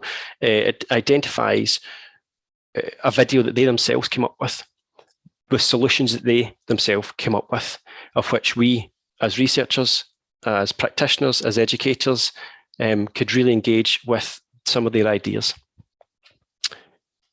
So I'm not going to show that. So just very briefly at the very end here. So a couple of important things I want to mention. We are probably the first nationally representative device-measured physical activity and GPS dataset worldwide. People probably could correct me if I'm wrong that, but I don't think there is any richness of data that we have access to with regards to GUS, particularly longitudinally with those two different things. From a policy impact perspective, we actually integrated a lot of our research into the Chief Medical Officer's Physical Activity Guidance Review. I was part of the Children and Young People's Expert Working Group, and that changed the actual guidance of which the Spaces data helped. A lot of the work we've been doing has kind of went to parliamentary kind of briefings, reports with the tobacco retailers. We have also went into the Obesity Manifesto for the parliamentary kind of elections with regards to the advertising. We have had international impact in the Netherlands with the tobacco retailers work as well. That's went to Parliament across there to try and reduce tobacco retailers. So just want to finish off then, and that clearly we have policy impact areas across different kind of opportunities, whether that's the 20-minute neighbourhoods. It's a very kind of, it's a huge policy area right now. Of course, transport, unhealthy commodity advertising, tobacco, retail and physical activity, anything with regards to spatial mobility across time and space. And importantly, these policies ensure a focus on targeting populations with the most need as a lever to narrow inequalities. And just a thanks to the rest of my Spaces team. And thank you very much for listening. Brilliant. Thank you so much, Paul. That was absolutely fantastic. Again, I'll keep saying this. If we're having this in person, you'd be hearing the ringing of applause for such a fantastic presentation. There have been some questions that have popped up in the chat, but we're going to hold those questions over until after we hear our next speaker. But one of the things I would reflect on, though, Paul, was you'd mentioned you were one of the last generations to with the mobile phone. I'm a bit older, as maybe some others on the call might be as well. And so remember kind of growing up before the internet was kind of available. And so this is incredible to see the use of GPS technology and even the maps that you're using. Our concept of space is so different now that we can see these incredible kind of satellite images of where we are and map that out. And so I think that's something that is really incredible, the use of this technology in gathering that evidence, as well as the fantastic qualitative data that we have as well. So I'll keep your questions for a little bit later, and we'll bring you back in a few minutes.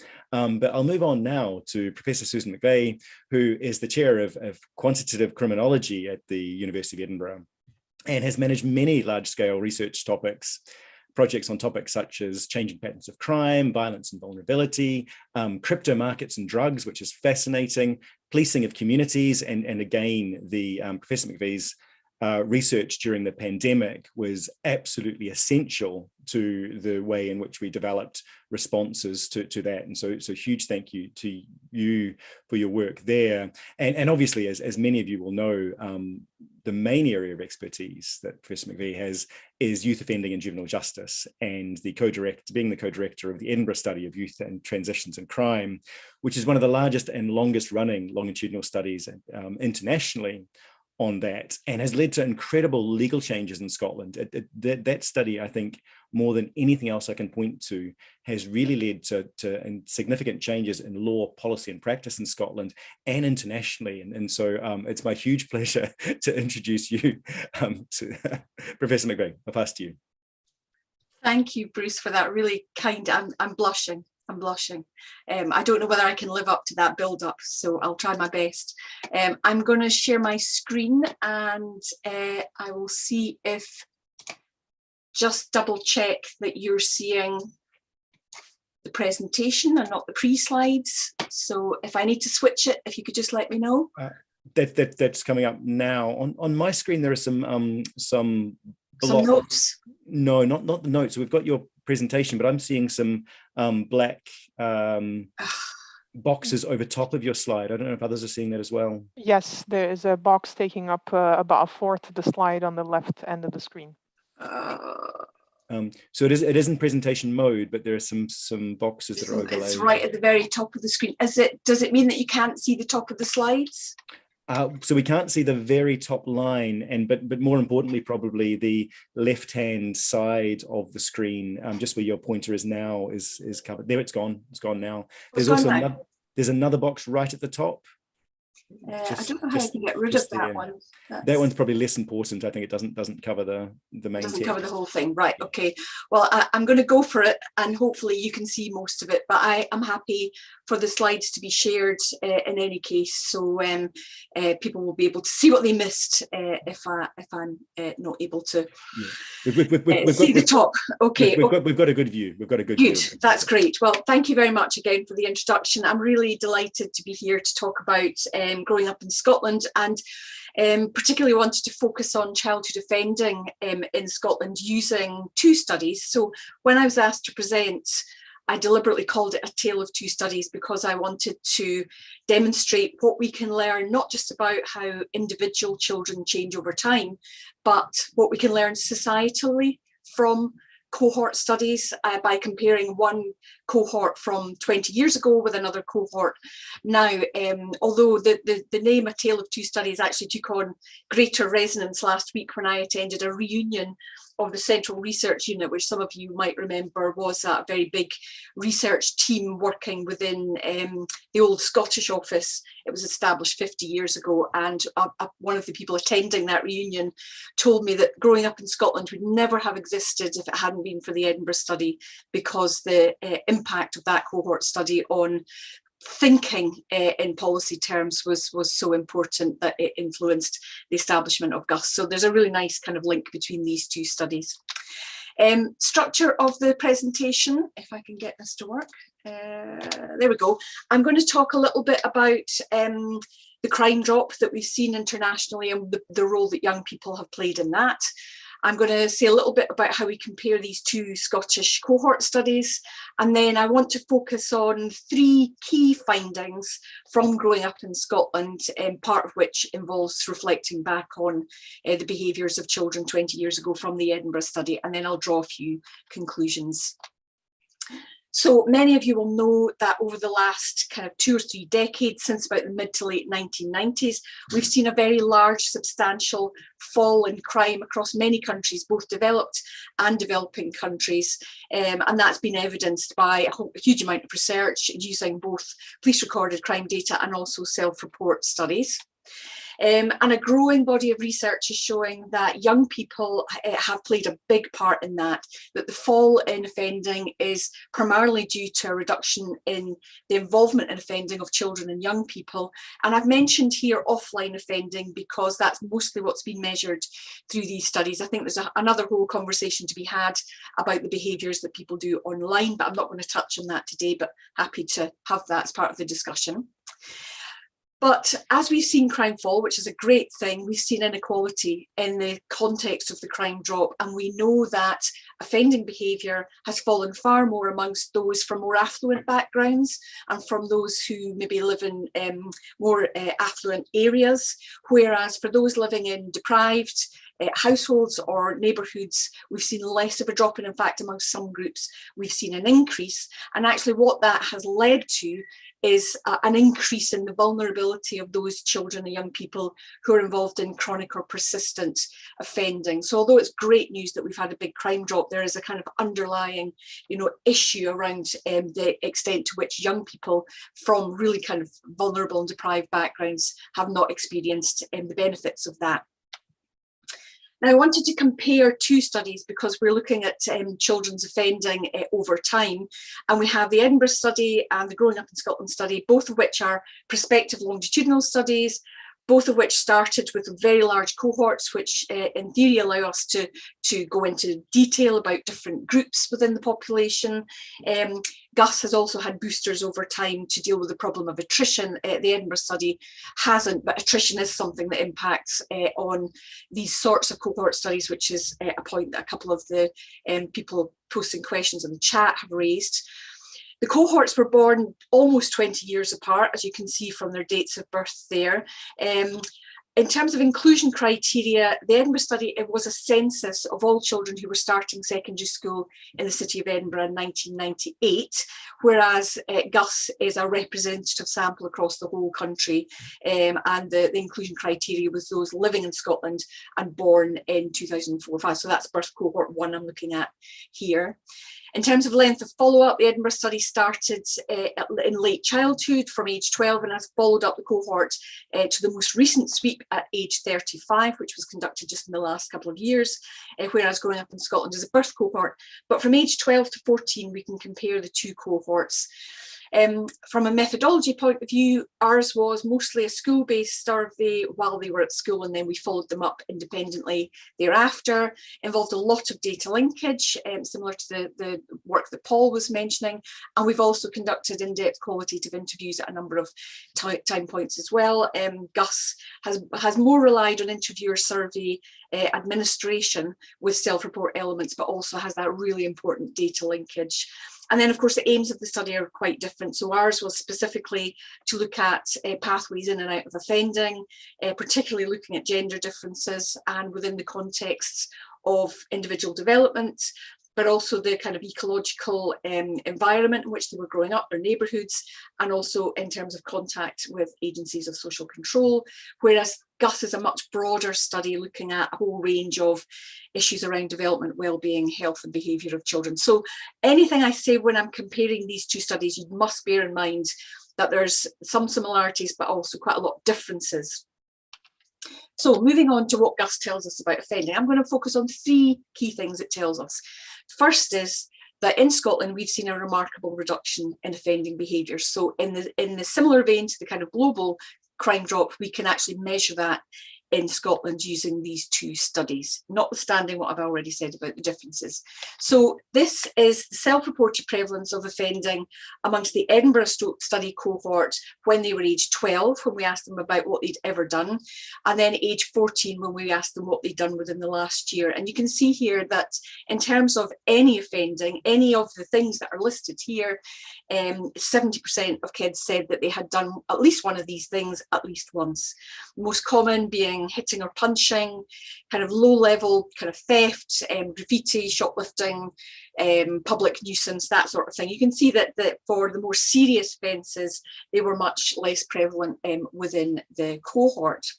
If we fast forward 20 years to the GUS cohort, look at the difference in terms of the level of prevalence. So the prevalence of any offence of this type, using exactly the same questions, has reduced from 70% to 30% over a 20-year period.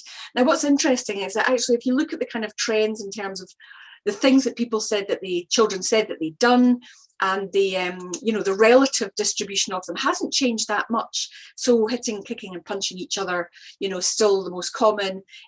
Be kind of public nuisance, that being rowdy and rude in public, is still relatively common and has a big jump up between age 12 and 14 as kids start to go out a bit more.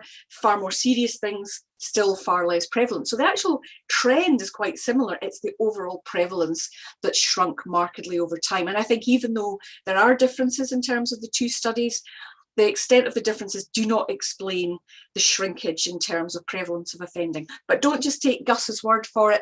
Let's look at the offence referrals to the Scottish Children's Hearing System over the last 2 decades, and you see that we've had an 87% reduction between the kind of early 2000s up to 2021 in the number of children being referred to the hearing system on offence grounds.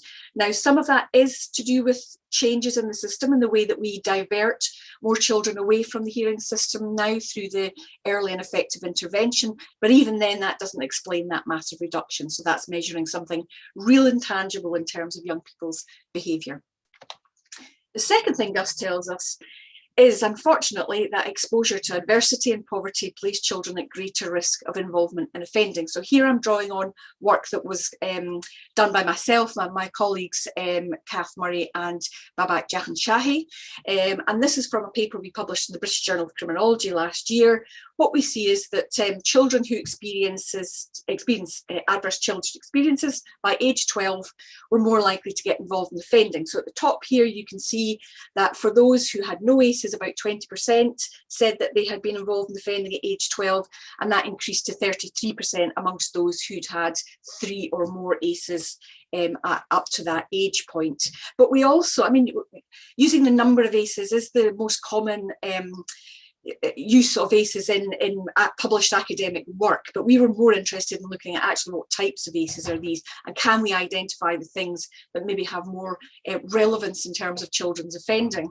So you can see below that we looked at 4 main types of child adverse experiences: parental maltreatment, household dysfunction, family trauma and family offending. And you can see again across all of these 4 types of ACEs, if a child had experienced those, then they were almost twice as likely to say that they'd been involved in offending compared to those that didn't. We also looked at poverty, and involvement in offending did seem to increase for those who were living in poorer households and those living in poorer areas.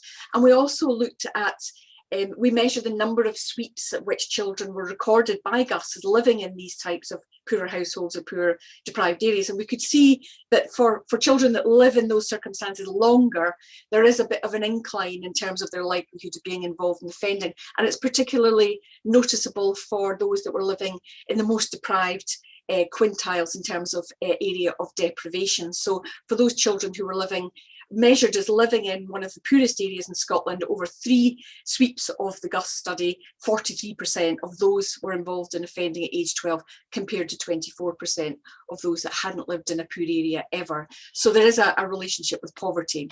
Now, we modelled all of this because it's important to take account of other factors that might have an impact on a child's involvement in offending. But even when we controlled for a range of different things, we found that adversity and poverty did significantly increase the likelihood of a child saying that they'd been involved in offending. If you just look at the number of adverse childhood experiences, which you can see here, you can see that there's a significant effect on self-reported offending at age 12, but we don't see any effect in terms of household or neighbourhood deprivation when we just look at the number of ACEs. But when we look at the types of ACEs, we can see here that when we looked at all 4, there was a positive effect of all 4 types, but the only one that emerged as being significant within the data was parental maltreatment. So that gives us something more tangible to focus on in terms of the kind of relevance for children's offending. When we looked at type of offending, we also see that neighbourhood deprivation was significant in terms of predicting childhood offending. And although we didn't include it as one of our variables of interest, it was a control variable, you can see that poor health, children with poorer health were also more likely to be involved in offending. So there are kind of a whole range of adversities and vulnerabilities for children involved in offending. The final thing I wanted to tell you that Gus has told us about offending is that children who had been involved in offending by age 12 were influenced by the behaviour of their mothers, and this is particularly true for girls. So we were interested in looking at maternal and intergenerational offending. Now, there is a caveat to this, and it's something that someone had picked up in the Q&A, which is that because Gus only questions one parent, and it's usually the main caregiver, which is almost always the mother, it means that we don't know about fathers. And it would be really, really interesting if we could at some point have data from both mothers and fathers. Maybe we've missed the boat on that, I'm not sure. Paul, I'm sure will tell us.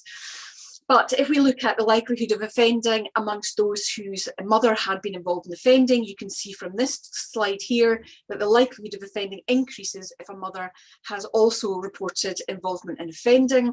And it's particularly the case for mothers who were still offending after the time that the child was born. And you can see that's true for both girls and boys in this slide. And although the prevalence of offending is lower amongst girls, the actual step up for mothers offending is actually relatively greater than it is for boys, even when we just look at that simple data. And here again, I don't expect you to look at all of these numbers. I just want you to look at these numbers. So again, you can see we controlled for a range of things, including the types of ACEs that the children had experienced, including neighbourhood and household poverty. And even when we controlled for those things, we found that the mother's offending after the child had been born was a significant predictor of childhood offending. But we find an interaction for the gender of the child. And when we did boys and girls separately, you can see that it came out as a very strong predictor for girls, but a much weaker predictor for boys. And in fact, it wasn't significant when we controlled for a range of other things. So post-birth maternal offending is a strong predictor of offending amongst girls, but many other things seem to have more of an influence in boys. Obviously, paternal offending might be a factor if we could have controlled for that. So just very briefly to conclude, I know it's a lot to take in, but my 3 takeaway messages are, firstly, using these sorts of cohort studies to measure offending in childhood and a whole range of other things, as Paul's talked about, is vitally important to understanding both how individuals change over their life course, but also to understand how society changes over time. We need multiple cohorts in order to do that. Secondly, the dramatic reduction in offending in Scotland has clearly benefited the whole of Scottish society, I think, but we still need to tackle adversity and poverty if we are to ensure that all children in Scotland can flourish. And then finally, reducing offending amongst children is important, but it's not just important now. If we can reduce offending further amongst girls, for example, now that can have an intergenerational impact girls in the next generation. And it was great to hear Claire Hockey saying that they want to look at the children of the GUS cohort. I very much hope we can do that, and to have other young cohorts as we move forward in Scotland. There's a couple of references there if anyone wants to look up the papers that I've talked about. Thank you very much. Fantastic. Thank you, Susan. That was absolutely brilliant, an absolute kind of tour de force, as always. And we'll make those links available. We can put those in the chat, but also we'll circulate those really powerful slides. There was a lot of information there, really powerful information as well. And I think your conclusions there were really important as well, in terms of taking a rights-based approach, addressing some of the underlying issues around poverty and inequality are absolutely key to that intergenerational change that we need to see. And also some questions around some of the gaps there in terms of relations to paternal involvement. Another point that I thought was interesting, I was with Professor Anne Skelton from the UN Committee on the Rights of the Child yesterday, and we were having a discussion over lunch about the global drop in children in conflict with the law. And I think that only through these really powerful longitudinal studies can we actually kind of map that against other changes. And so I think this really highlights the importance of the longitudinal studies in a really complex and changing world, to be able to map through the experience of childhood and that intersection with a world that's changing very, very rapidly in terms of the use of technology and social change and things like that. So fantastic example. We do have a few minutes. I don't want to cut into the next coffee break, but for questions to Paul and Susan. I think I'll start by a question that came in a bit earlier, saying, but that applies to both of you. Saying you both presented some fantastic and wide-ranging and impactful research. What do you see as the next step in terms of linking your research to the Growing Up in Scotland's research? And what's your hope for the projects and the way in which they all interrelate going forward? Maybe I could come to you first, Paul. Yeah, no problem. Thanks, Bruce. That's a good question. We really have only touched the surface of what we can do with the data set. The richness is beyond comprehension. And I suppose the first thing I would actually want to encourage is that we want to make sure that we're collaborating with other people who are interested in this data as well, where possible. So if you have fantastic ideas, please get in touch and we'll try and work them through, because ultimately that's how we advance science in the evidence base. But in relation to that particular question, you may have noticed that some of the kind of work we've done thus far is very much exposure related and or availability related, as it speaks to spatial components. What it doesn't do is link that to actual behaviour at that stage. So for instance, the tobacco retailers, we haven't linked to smoking behaviour. We haven't linked to alcohol use, because at that point in time, we didn't actually have that data. So as one particular area that we really want to do is actually see whether or not kind of early exposure to these particular environmental bads, we would call them, actually predicts the behaviour in which it's related to as well.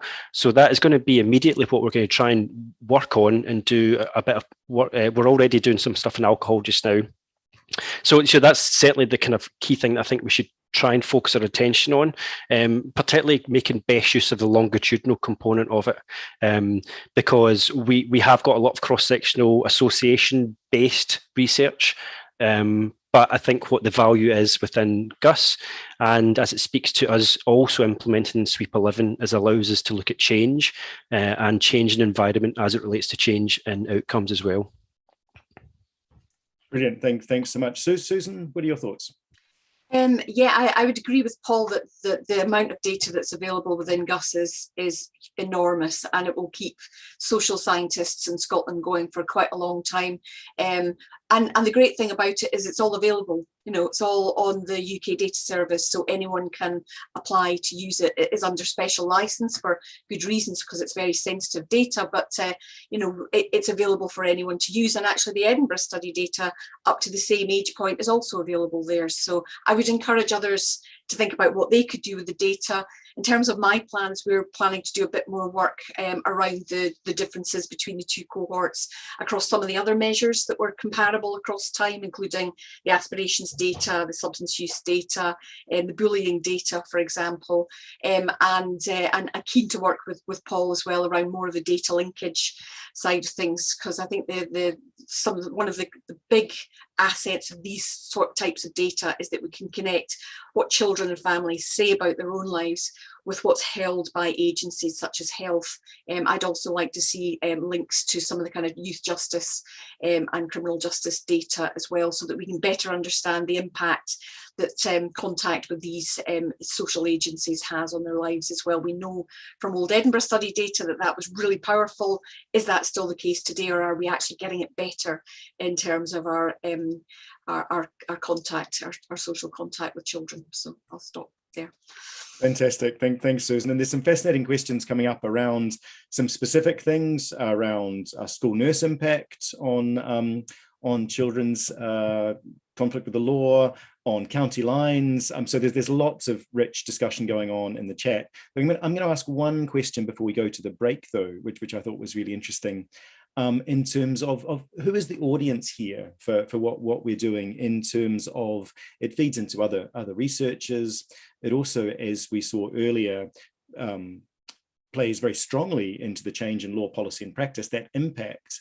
But the question was actually around the participants. And so those whose data we're measuring. Is there anything that you could add in terms of the importance of being able to make this information available to the people to whom it concerns, the subjects of the research, in terms of making that information available so they can understand their own place in the world? I think that's quite fascinating. Who wants to jump in on that? Susan? Yeah, I'm happy to jump in. I mean, I think Paul, gave a really good example of producing, it's great having this big ivory tower academic publications, and that's our bread and butter. We have to do those, but it's also important to present some of this work in a range of different ways. It's a question we're often asked as researchers about: how did we feed this back to the actual participants themselves? I mean, that's a question really for Paul and the ScotCen team about how they feed back to their participants. One of the things I've been doing over the last 2 or 3 years is working with the Modern Studies Association in Scotland. I produced a data comic and some worksheets, and actually the worksheets were produced just as the pandemic came in and all the kids were sent home. So I know that some of the worksheets that we produced around young people and offending and risks and poverty were actually used by modern studies teachers in the classroom. So I think we do have a responsibility as academics to come up with new and innovative ways of making sure that we engage, not just with the participants, but with young people more generally. And I know that, working with yourself, for example, Bruce, is important too. We need to make sure that you've got these findings in a way that you can interpret and take them, because you have much more contact on a day-to-day basis with children. So more to be done, but I think there is good work going on. Fantastic. Thanks, Susan. Again, some of those examples like comics and kind of online engagement kind of in through the schools and modern studies, I think is really powerful. And Paul, you'd already given us some good examples in your presentation, which I think was the genesis of this question. But is there anything more you'd like to add on this point? Well, I think what ultimately was my experience was trying to fill the gap that exists between the kind of policy practice and academia. There's a space in there that allows us to try and think about working together. And with that particular project, that's exactly what we tried to do, is that how do we actually work with and engage with children who, in my eyes, are the ones who have got the solutions. They are the ones that know their own world the best, and compared to me. So how do we actually work with those? And it was fascinating working with the Children's Parliament, who were incredible at thinking through ways to engage with young children. The one thing I want to say is we actually provide feedback to all the participants who take part in spaces. We did so at Sweep 8. It was very much kind of high level physical activity related information. So anyone who took part got a kind of summary of their kind of week's worth of activity, alongside some kind of high level summary information sheet about physical activity and health as well. So we try our very best to feedback directly to the participants. But I think, just to kind of mimic what's already been said, I think we are trying to do much, much more and be a bit better at thinking through taking what it can be quite esoteric kind of ivory tower kind of language within academic publication and say, well, is the impact actually happening in there? It is at a certain level. It may be useful for policy, but there are other people there, and there's different fields and populations who might actually benefit better from the type of work, and that requires a different approach. And I think some of the examples, I love the comic book, the kind of comic idea. I think that's fascinating for me as well. Brilliant. Thank you so much. And I think this really exemplifies a human rights-based approach in terms of the need not just to have the information about children and young people to make decisions on their behalf, but actually giving them the information so that they can become part of the solution, as you both just said. And I think that particularly when we look at the Convention on the Rights of the Child, which in Article 12 says that children should have their voice heard in all matters that affect them, which is every decision we make. They don't have the same economic and political power, but the obligation on decision makers to make sure that children and young people are involved, not just that we have the information about them, but that we include them in decision making. And I think that's a really powerful role that research can play in ensuring that children have access to information to allow them to properly fulfill their right to participate in decision making, and the obligations on us as decision makers to really support that work that you're doing to engage directly with children and young people to lead to better decision making. I think that's hugely powerful. And that's a great place to end, I think. Again, I could talk to you both all day. I know that there's lots of stuff in the chat as well, but I know we also need to take breaks. And so we've got another 10-minute comfort break before we come back for our last part of the session. So again, I'd invite you to get a cup of tea or coffee, stretch your legs, get hydrated, and we'll take 10 minutes. And so we'll come back. We'll come back in just over 10 minutes time, if that's all right with everyone. So we're slightly behind on the agenda, but only by a few minutes. So take a good 10-minute break and we'll see you back then.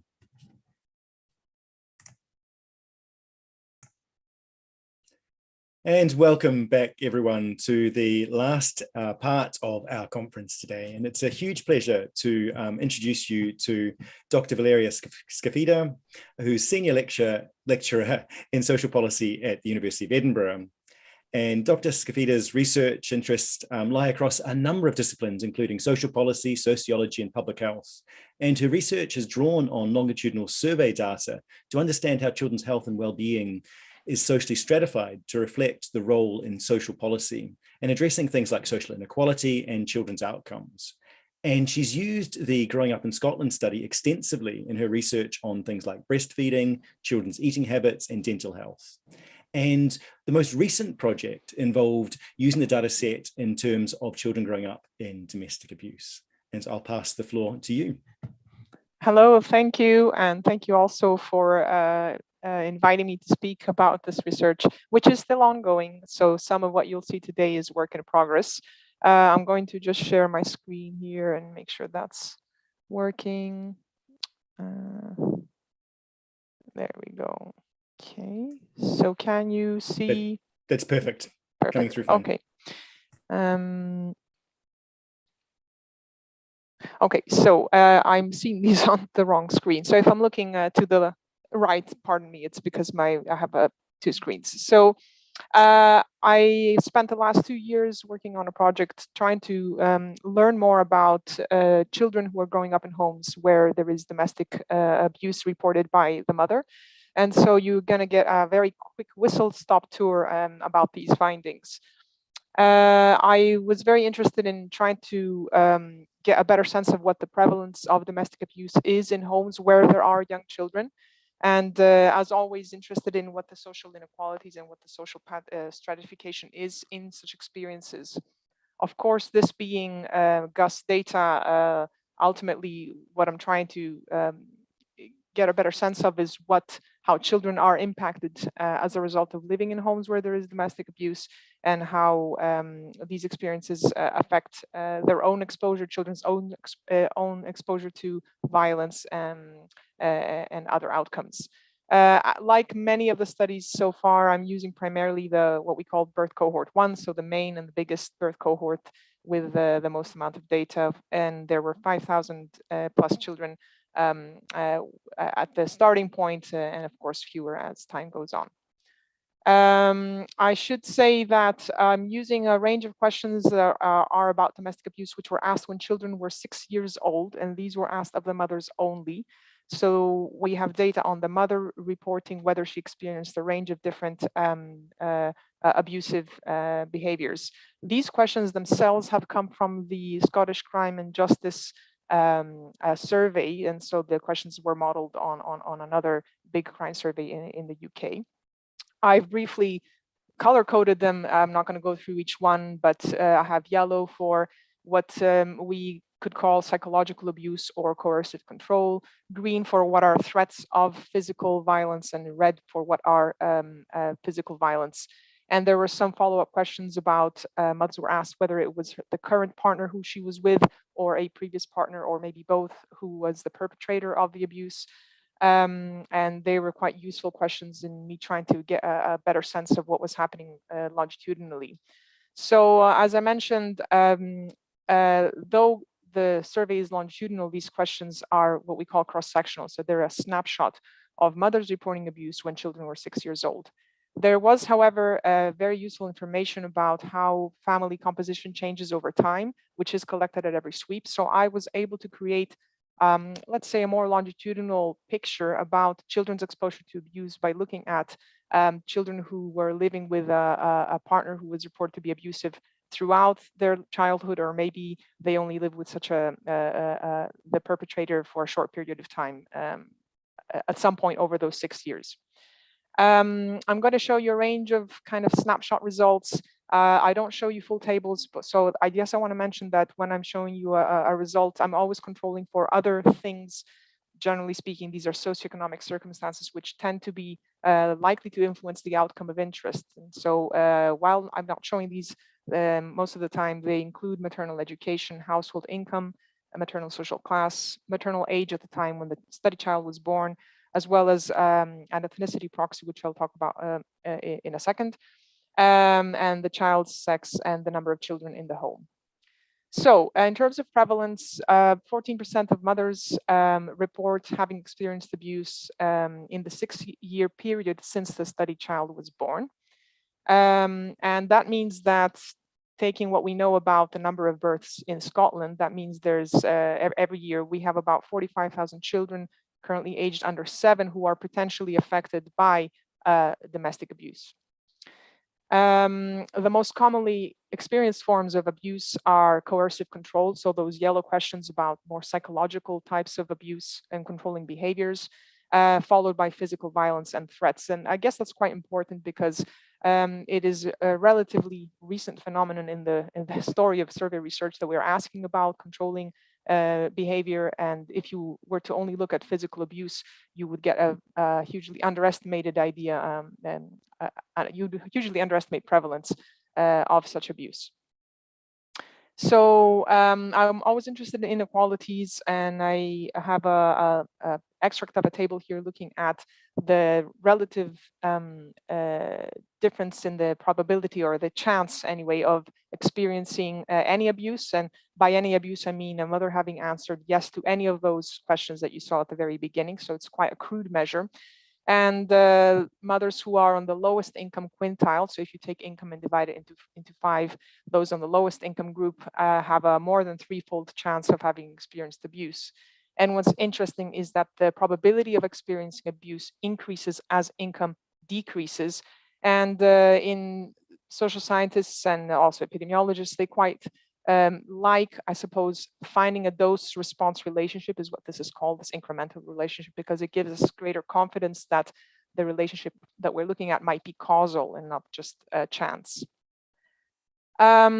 Somebody earlier on in today's event talked about intersectionality, and this is something I was interested in. Of course, our respondents are not just in a certain income group or not just of a certain age, but people are all kinds of things at the same time. So I was interested in how overlapping dimensions of a disadvantage correlated with mothers' experiences of domestic abuse. So when I looked at income in conjunction with age, I find that mothers who are on the lowest income quintile and who are also in the youngest age group at the time that the study child was born, well, 1 in 3 of those report having experienced abuse. And the prevalence is quite different when we look at mothers not on the lowest income quintile and who were slightly older at the time when the study child was born. Among those, 1 in 10 report experiencing abuse. So you see here, obviously, that there's quite a cumulative impact to experiencing multiple dimensions of disadvantage for mothers and for children. I was interested in looking at children's own experience of what I've labeled here as maltreatment, which is a term in the literature. And to define that, I'm looking at questions that were asked of the father at age 2, as well as the mother at 3 different time points, and of the child itself at age 7, if I recall correctly, about whether children had been smacked or slapped in the context of discipline and so on. And compared to mothers who did not report experiencing domestic abuse, children who were living with a long-term abusive partner, so a partner who had been present in their lives throughout the 6 years period that I'm looking at here, they had twice the odds of being smacked by the father, smacked or slapped by the mother, or smacked or slapped by both parents. So roughly twice the odds of that. Now, I was also looking at interaction effects between different characteristics. So in this case of children's sex and their ethnicity, I should say that I'm not actually using what we have in GUS as an ethnicity variable, because Scotland is such a homogeneous population. When you're using a variable such as what we have in the census, like white or other ethnic category, what we get as researchers is just a binary variable that differentiates between people who are white and other, which is not the best for population in Scotland, as I said, but also we do have many European migrants in Scotland who would fall in the white category, but who maybe are different in terms of the practices than people who have lived and been raised in Scotland for generations.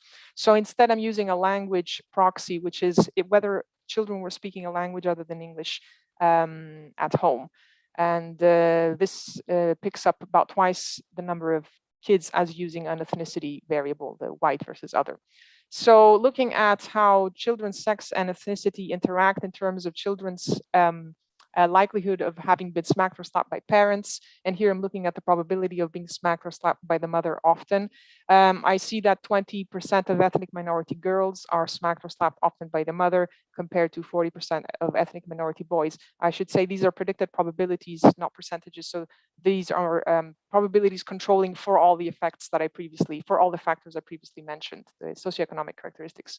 So there's quite a stark difference there, and I could probably improvise an explanation about the different cultural dimensions which come into play here, about the suitability of smacking or slapping as a method of disciplining children, and how this might vary between sexes, and how these things are influenced by different by cultural norms, essentially. And I want to draw back here to something that Susan Mcvay mentioned earlier about we have data on the mother. We have better data on the mother because she's asked 3 times about her, smacking or slapping children. Fathers were asked once when children were 2. As a result, we are looking at mothering rather than parenting, and this, I wouldn't want us to unduly draw attention away from the role that fathers play. And this is a caveat with often with cohort studies, is that we have better data from the mother, we focus on the mother, and then the father kind of becomes absent from the picture. So how are children affected by living in homes where where the mothers report experiencing domestic abuse? I've looked here at the Strengths and Difficulties questionnaire, which was what some of the data Paul used in the previous presentation. So this is work in progress. When I'm looking at internalizing symptoms, so these are the kind of behaviors, depressive symptoms, depressive disorders and anxiety, etc. There is, again, what we call a dose effect with the frequency with which the domestic abuse was happening, according to the mother, and the chance that children had internalizing behaviors through different time points over childhood. So, for example, where mothers reported that the incidents of abuse were too many to count, children had a 4-fold chance of experiencing internalizing symptoms in childhood. And of course, the probability of experiencing internalizing symptoms is even greater when you're looking at the more violent forms of abuse. I just want to end with a note about missing data. We can only really make sense of the data we do have if we pay close attention to the data that we lose along the way. And so there are many ways in which we can lose data on domestic violence in general. In the survey here, it has to do with people who aren't in the survey in the first place, who maybe drop out after sweep 1 and are not there at sweep 6. and people who maybe are part of the survey but choose not to answer specific questions within the survey. So the latter part is what I would call item non-response. So you're in the survey, but you choose not to answer some questions.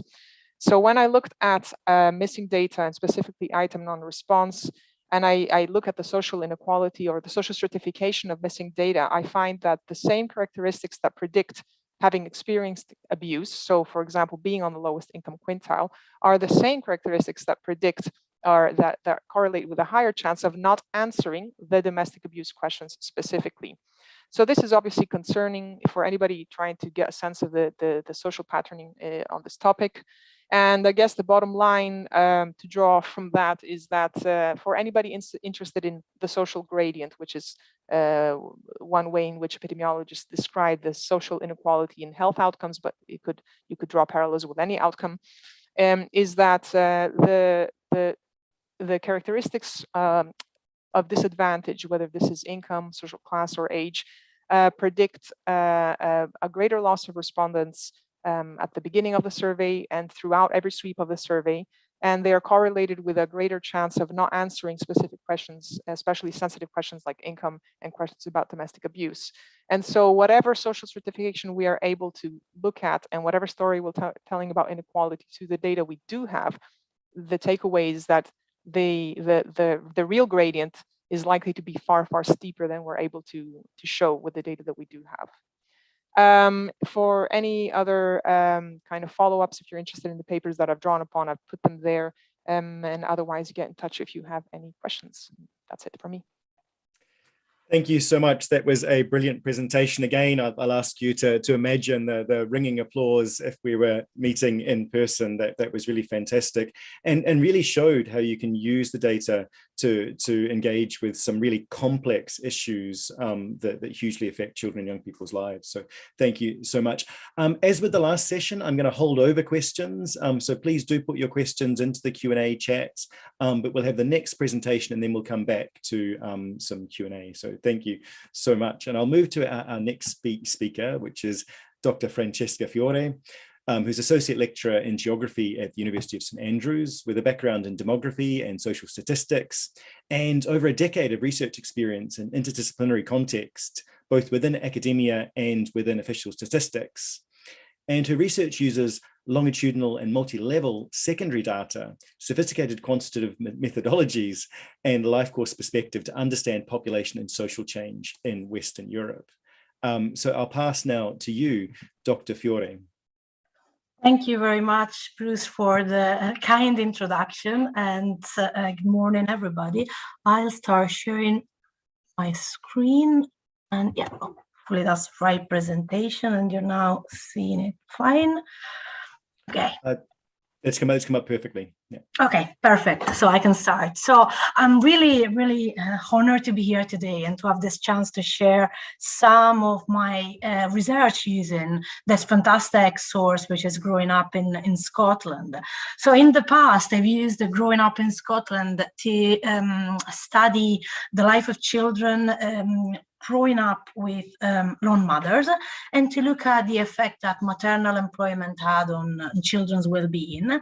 And this is a piece of work which has been published in demographic research and is open access. So if you are curious about it, just you can go online, but I'll be also happy to share the link at a later time. But the presentation today is about a second research project that I'm currently doing using Growing Up in Scotland. And it's a project which focuses on the experience of residential mobility over childhood, so moving home, and how this might affect children's outcomes. And I've always this interest in how demographic processes and family dynamics interact with social inequalities to produce then outcomes for the population. Literature on the life course and residential mobility highlight that families are particularly mobile when they've got small children. And this is true also for Scotland. So over 50% of children have moved at least once by age 10, using, and these are estimates using Growing Up in Scotland data. So clearly moving home in childhood is quite a common experience, but does it matter? So why should we study this? How is it important? Well, literature from developmental psychology suggests that moving home is a potentially disruptive event which can trigger or be triggered by a change in other social contexts of the children. So changes in the family, changes in their school networks, in their peer networks, in their neighborhood, and as such has the potential to affect their outcomes. And empirical research has suggested that indeed moving home, children who move home tend to have worse outcomes in terms of their health, educational achievement, and emotional well-being than children who stay in the same place. So I thought this was a kind of fascinating area of research, and I thought there was a need for some more kind of advanced and nuanced understanding of the mechanism at play. So that's what I'm trying to do with this ongoing research. I kind of start from two consideration, and I ask two research questions in relation to this consideration. So the first consideration is that we need to move beyond the dichotomy between moving and non moving, because not all moves are equal. So we need to pay attention to the kind of features and characteristics of the move. And I mean like the timing. So when do this move take place? The frequency, and in a way, the reason for moving, or what I call here the quality of a move. And that'll become clearer probably later on when I show my findings. And the second big point, the second consideration, is that not all families are equal. So there'll be certain families, usually kind of more advantaged families in terms of their social background, which make move that are planned and intentional to better housing, to better neighborhood. But there are also families which make unplanned and unintentional move as a response to adverse events, such as parental separation or unemployment or eviction. And so to what extent what we observe what we think is an effect of residential mobility is actually the effect of the characteristics and the experience of movers. So that is my second research question, a question that speaks to selection, effect, and the role of family inequalities in understanding the effect of residential mobility.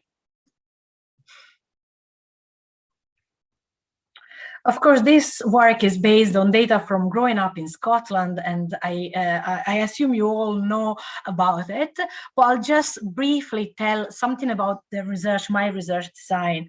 So I'm focusing on two key developmental periods, which are early childhood and middle childhood. Early childhood is defined as the period between birth and age 5, so kind of broadly speaking is the kind of preschool age. And then we got middle childhood, which is roughly between age 5 and age 10, or slightly more than that. So kind of corresponds to the primary school period.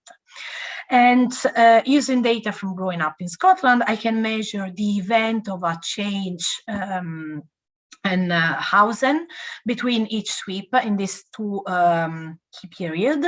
And then I've got children's outcomes measured at the end of each period. So at age 5 and then at age 10.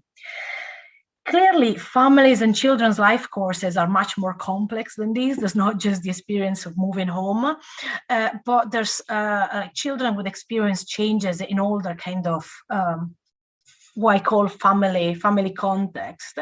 So changes in the family composition and structure, with parents separating or other like siblings being born, changes in changes in their socioeconomic background, the changes in their housing, and all this kind of time varying characteristics of their family context is potentially likely to affect the propensity to move, of the family to move, is potentially likely to affect their outcomes, and is also potentially likely to be affected by their histories of residential mobility. So there's a lot of cumulative and feedback effects going on.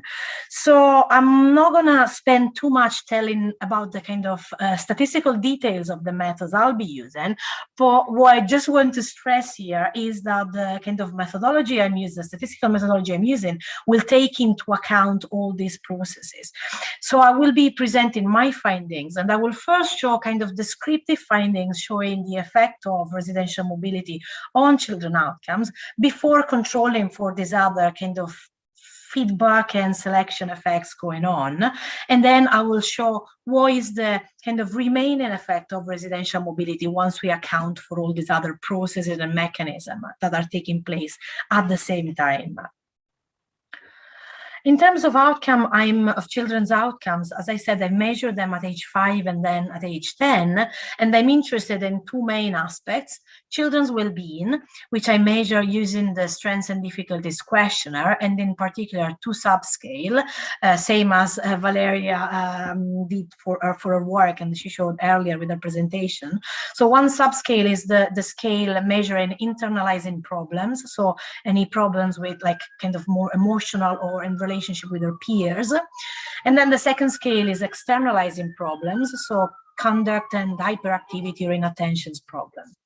And then I'm also interested in kind of their cognitive development, which I measure using two different age-specific assessment of vocabulary ability.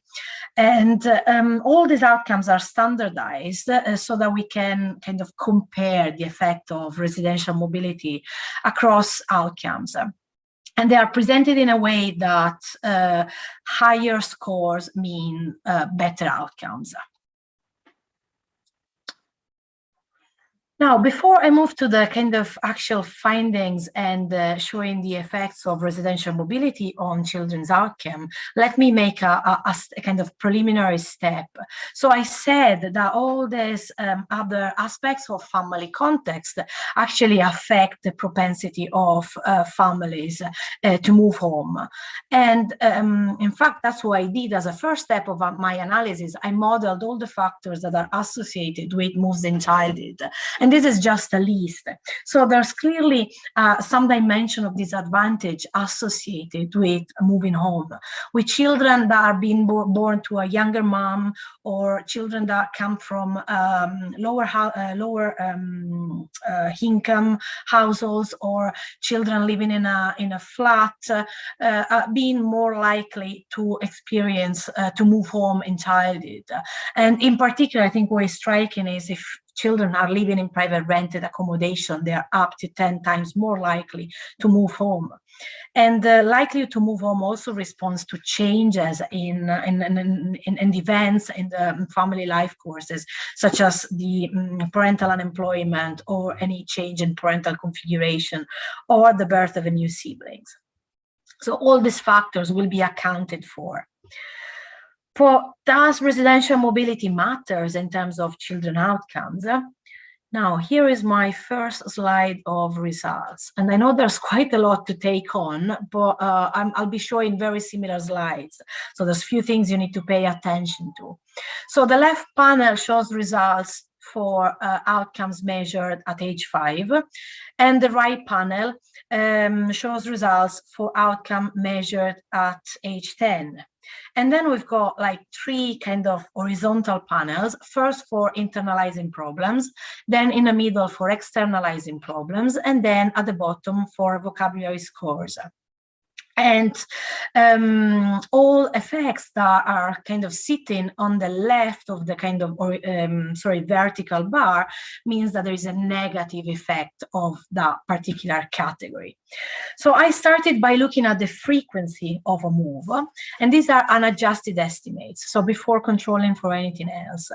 And we do observe a kind of gradient there, with children moving more often being more likely to report worse outcomes at both time period and for all sorts of outcomes, with one exception, which are vocabulary scores for children age 10, where we do not observe any difference between movers and non-movers. Now, what happens when we control for all those elements of the family context that I mentioned earlier on? Do we still observe these differences between movers and non-movers? Okay, so that's what happens. Clearly, you see the effects have moved closer to the vertical bar, showing that there's much less differences between movers and non-movers once we account for these characteristics which are associated with moving home, with some exception. So children who've made 2 or more moves during this time period are more likely to report worse outcomes for their kind of externalizing behavior, so hyperactivity and conduct problems. So they're more likely to report these sorts of problems. Now, the second kind of key aspect that I wanted to pay attention to was differences, looking at differences by type of moves. Now, growing up in Scotland has a wonderful variable, which is the reason for a move, which I was unfortunately not able to use for 2 reasons. One is because it's not been collected at every sweep. So there's some occasion where we don't know from the parents what was the reason for their move. And that's really a shame for somebody who's interested in these aspects. But also another problem, and I found that is a kind of common issue and several other core studies, is that parents tend to underreport the kind of negative reasons for a move. So they tend to report more changes in housing, to better housing, to larger housing, or to better neighborhood, but they will underreport negative reason. So I thought that was not the best variable, and I decided to kind of measure the quality of a move instead with some objective comparison of levels of area deprivation at the beginning and at the end of the period, and then using housing tenure as another measure of quality of housing and comparing that at the beginning and at the end of the period. So in this slide, I'm focusing on changes in area level deprivation, and we've got 4 categories: children who made no move, children who moved home but to an area with the similar level of deprivation, and then children who moved to better areas, and children who moved to worse areas in terms of level of deprivation. And the kind of main message here is that we do observe there are differences depending on the quality of your move. And in particular, it looks like we observe worse outcomes for children who move home, either moving to to an area with a similar or worse level of deprivation, so higher level of deprivation or similar level of deprivation. This seems to be the children who have the worst outcome, both in terms of their well-being and in terms of their vocabulary, with again one interesting exception. So children who move to a better, to a less deprived area seem to have better vocabulary scores at age 10, and that's really interesting, I think. Again, what happens when we control for all the other aspects of family context? Again, the differences really reduce with some exception. Only children who move to worse, to more deprived areas still are show kind of worse outcomes, both in terms of their social-emotional well-being and to some extent perhaps their vocabulary scores. But then we still have that kind of positive effect of moving to better neighborhood for vocabulary scores at age 10. Now, the last set of results relates to changes in housing tenure. So I kind of made a ranking here of housing tenure, and I think we all agree that homeownership is the most kind of desirable tenure because of its mostly because of its stability and security. And then this is followed by social renting, because I kind of emphasize the security of the tenure. And then we've got private renting as the kind of bottom housing tenure. So here I consider as no change a move to the same tenure.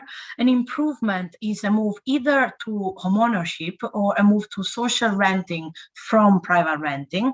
And in terms of deterioration, I'm of course considering all moves to private renting from other housing tenures, but also moves within private renting, because I consider that a kind of insecurity of private renting is what makes this move particularly detrimental. So children that are moving within private renting are classified as children having a kind of downward or deterioration of their housing circumstances.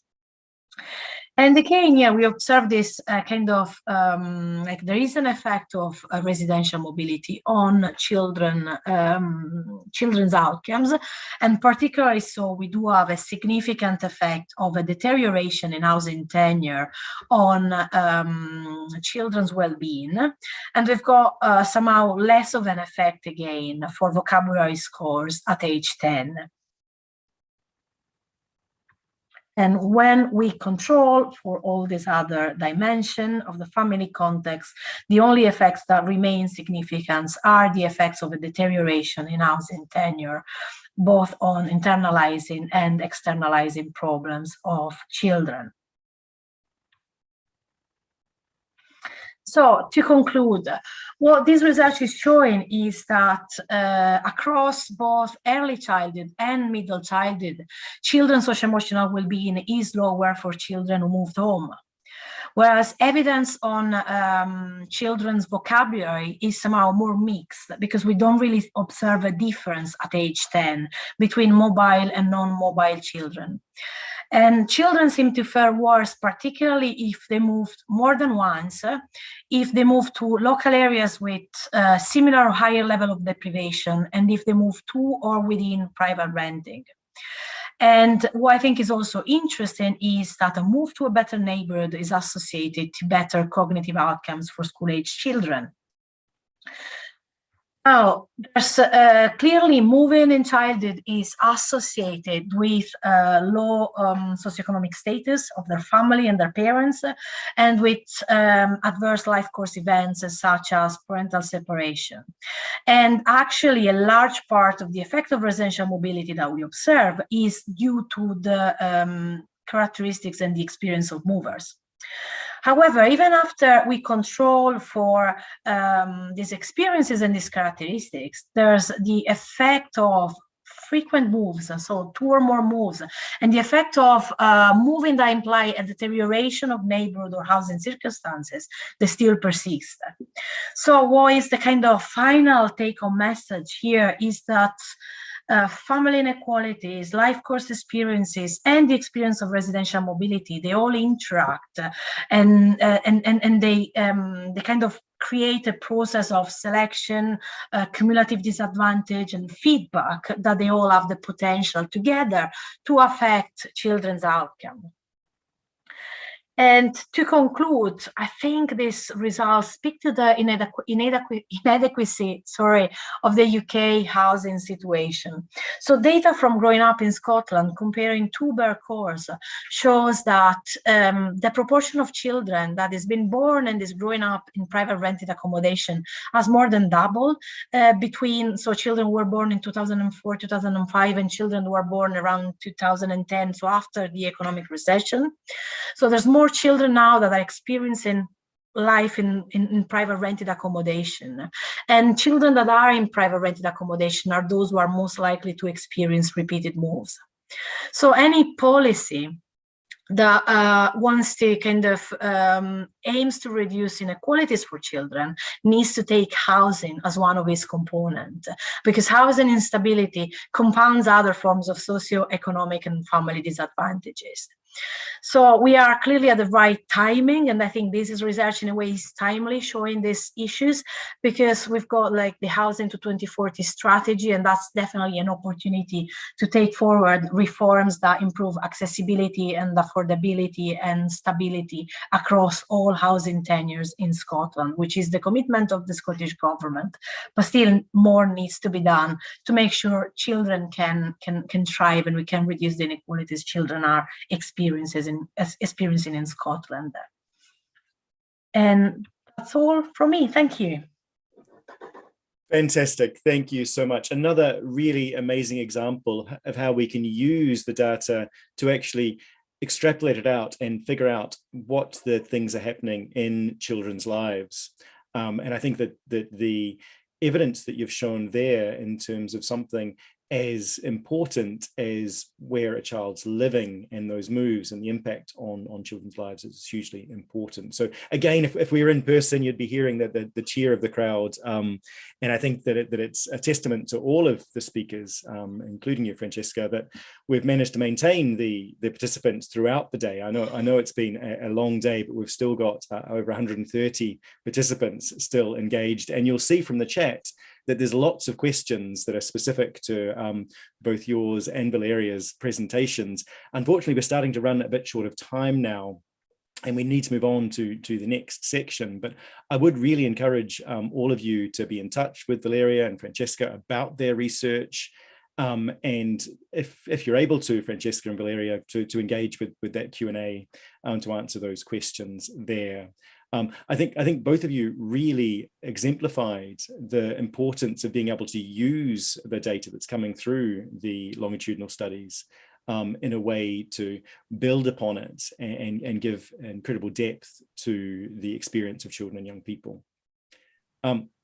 So thank you both. And now we're going to move on to, it's written in the information that I've been given is the time for a bit of fun, but I know that there's been researchers and other experts on who have found everything fun today. So, but this is a little bit more maybe frivolous perhaps. But what we've got next is an interactive quiz. And so it's going to look at some of the facts and figures coming out from the Growing Up in Scotland study since it first began. And so my colleague Joshua is going to put up, and he has already, a QR screen on the code. We're also going to put into the chat the links as well. And so those of you that are familiar with Kahoot, it's an online platform or app that allows you to join a quiz. And so I invite everyone to either use the game pin, so you can go online to Kahoot, so www.kahoot.it, some of you are there already, and put in that game pin. You can use the QR code there. So once you're in, it'll ask you to put in your name. Just a reminder that we are live streaming, so please don't use anything rude as your name, or also just be aware that it will be in the public. So anything that identifies you that you don't want online, please don't use that. But we've got a whole number of folk coming in. We'll give it a few more seconds just to make sure that everyone's able to get in there. And how it will work is, for those that aren't familiar, is that a question will pop up and then you need to choose a multi-choice answer. And the quicker you can do that, the more points that you get, and that will create a virtual leaderboard to let us know who knows the most about growing up in Scotland from its inception. So we've still got a few more people coming in, so we'll give it another minute. If anyone's struggling to get in, let us know. I'm not going to participate, not because I don't know the answers, but because I want to be an impartial chair. Fantastic. So we're probably getting to the stage now where I think we've Paul. Just to say, I'm not going to participate either, just because I know all the answers. Yeah, and also it might be slightly embarrassing, Paul. I find myself in your position sometimes in children's rights quizzes where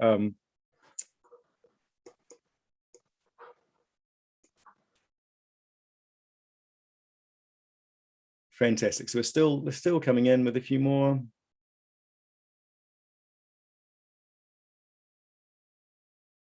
So once we start, you will see the question on the screen, and you'll see the options for the multi-choice answers, but I'll read them out as well for anyone who's following along in that way.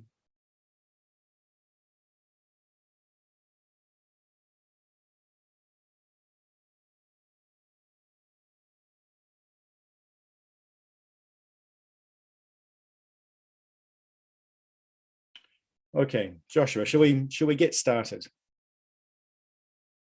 Okay, so you should see yourself up there. Right, here we go. We're away. GUS facts and figures.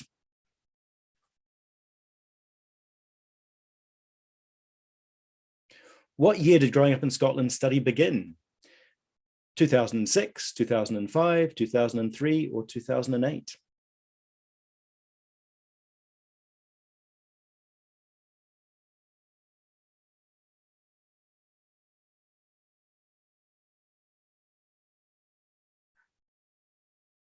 Some people very quick off to the mark there, and most got it right. It was 2005. So Maddie coming out top there, kind of fastest fingers first, and then G.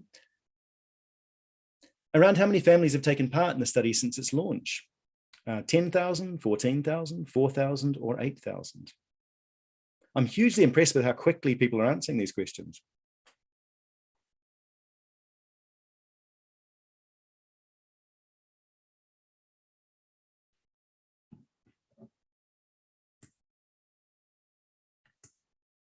Oh, a bit of a mixed bag here. The correct answer is 14,000, but and so GF takes the lead. Which of the following methods of data collection has GUS used to gather information from cohort families? Paper questionnaires, web surveys, telephone interviews, or all of the above?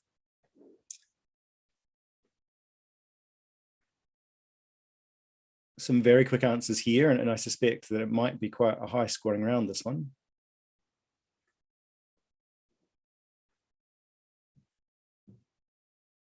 And so it is. Almost everyone got all of the above.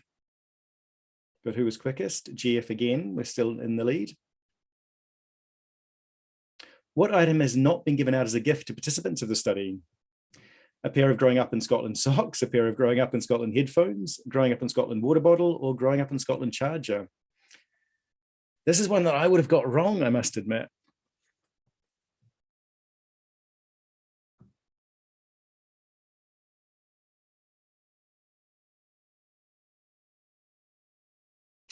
Socks. I've learned something new. And S takes the lead. What's the approximate total of face-to-face interviews that have been conducted during the study? 150,000, 34,500, 63,000, or 45,600?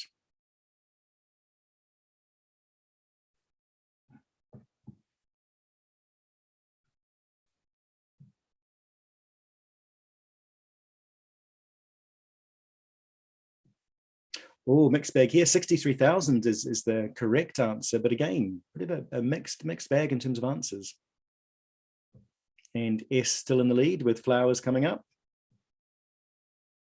which is a beautiful thing to think about. How many interviewers work on a typical face-to-face sweep of GUS? 150, 99, 55, or 80?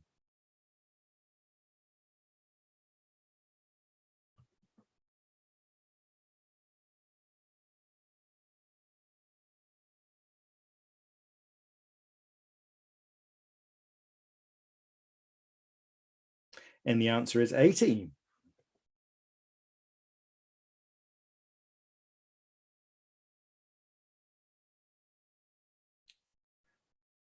In what year was the winning photo of Growing Up in Scotland photography competition? Oh, and I see, so you slide across and find the year there between 2005 and 2022.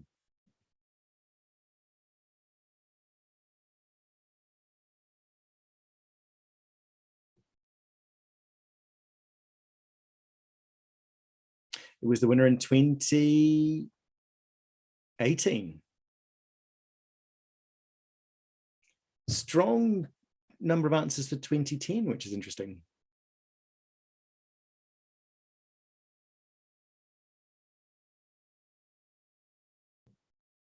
How many variables are there on the GUS age 14 analysis data set? 800, 1800, 1300, or 2200? Again, some very quick answers here.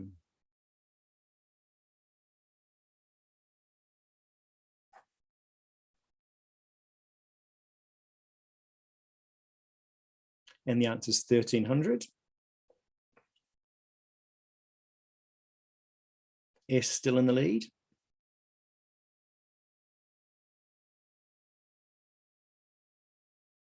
Which of the following administrative data is not linked to the GUS survey data? Health, children's court hearings, school, or early years in childcare?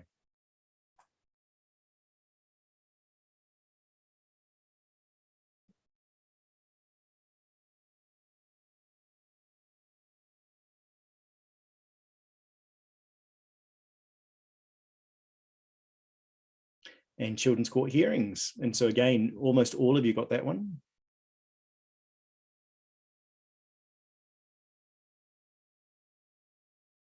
Number 10 of 13. Around how many reports and journal articles have been published using GUS data? 200, 120, 89, or 157?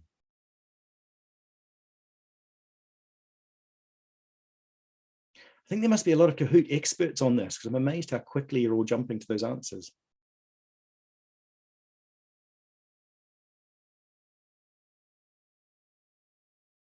And the answer is 120. Again, mixed cohort of answers there. And Graham takes the lead. Question 11. The Herald reported on GUS findings, help from a insert is vital for parents. What do you think is the correct answer? Help from a grandparents, friends, siblings, or teachers? All of these would be very valid answers, but what did the GUS findings show?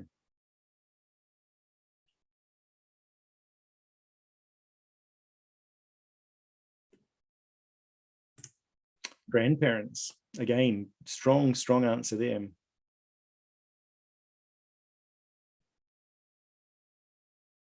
And the final question, which of the following government policies is drawn on evidence from the GUS?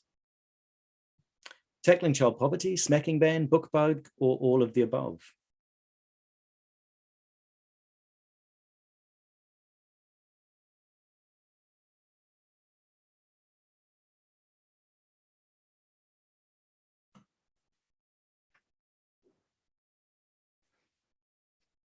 And almost all of you got that one right, all of the above, and links back to what the minister was saying earlier in terms of the significant impact. So KK comes in third with 9 out of 12. Amanda in second. And our winner, based on speed, is S. So well done S, for being the champion of the 2022 Growing Up in Scotland Conference Kahoot quiz. I'm not sure what the prize is. I'm sure someone else will be able to tell you that, but I'm sure it's fantastic, along with the learning from today. Brilliant. Well, that brings us to the end of the conference. I'm sure that you'll agree that it's been an absolutely fantastic day. It's been my huge pleasure to join you. I've certainly learned a lot. I'm not a researcher, and so some of it I might need to go away and think a bit more about. Luckily, it's been recorded, and so I'll be able to go back and look at the recording. Also, we're going to make available as much as possible some of the presentations. Again, there was so much information today, so the opportunity to go back and look at some of that is fantastic. Someone suggested in the chat that the prize is the socks, which I think all of us would appreciate. It's been a fantastic day. I think I'd like to thank the organizers for today, because I think it's been put together incredibly well. So ScotCen and Joshua and Katie, who helped put it together, all of our incredible speakers. But also, I really loved the way that we started with the opening from the minister, who was able to set out in detail the way in which government has used Growing Up in Scotland data to change law, policy, and practice. Then we went into some really fantastic detail of the most recent report from Sarah, and kind of knowing how we can use that, and some fantastic opportunities to build upon that. Paul, who reflected back on the history of the study and how it's developed over time, and particularly engaging in making it as robust as possible during the changing environment of COVID and everything else that's happening. Paul and Susan gave us some fantastic complementary studies in the way in which the spaces and the study on youth and juvenile justice link in, so other fantastic studies that link in and build it in together. And then moving on to Valeria and Francesca, showing how they'd use the study to go into much more detail into things that are important in children's lives. And from my perspective as Children's Commissioner, one of the things that really struck me is how important the use of this data and the work that all of you are doing through your research really reinforces a human rights-based approach, making sure that information is available so that decision makers can make decisions in children's best interest, that we're using the available resources to the maximum extent possible by taking an evidence-based approach to our work, ensuring that children and young people know about what's happening and have the information that allows them to be part of the solutions and decision making. And that's one of the things that children consistently say to me, is that they want to be part of decision making. And that's only possible when they can be involved in understanding what's happening in their lives. And so research is so important. What you all do is human rights work. And so a huge thank you from me to all of you, to all of the speakers, to all of the organisers, to everyone that's been involved in the Growing Up in Scotland study throughout its life and where it goes next. And also the children and young people and their families who have been involved, because I think that's hugely important. What they give as part of this process in order to help us make better decisions is something that I think we're all hugely grateful for. So I'm going to end there. I'm not sure whether anyone else wants to come in to say anything finally from the organisation team, but that's probably it from me. Paul, did you want to come back in? Yeah, I'll just come in briefly, really just to say thanks to you, Bruce. It's been really great having you chairing this morning as well, and I think you've done an exceptional job at bringing all the various angles and aspects and elements of the project and the people speaking this morning, bringing it all together into one whole, and also some excellent comparing of the quiz at the end there, obviously, as well. So yeah, thanks very much, and thanks to everybody who's come along and spoke and attended and listened and engaged. Great, it's been great. Fantastic. Thanks, Paul, and thanks everyone. What an amazing day, and again, huge respect for all the work that you're doing, and I hope that the rest of the day goes well.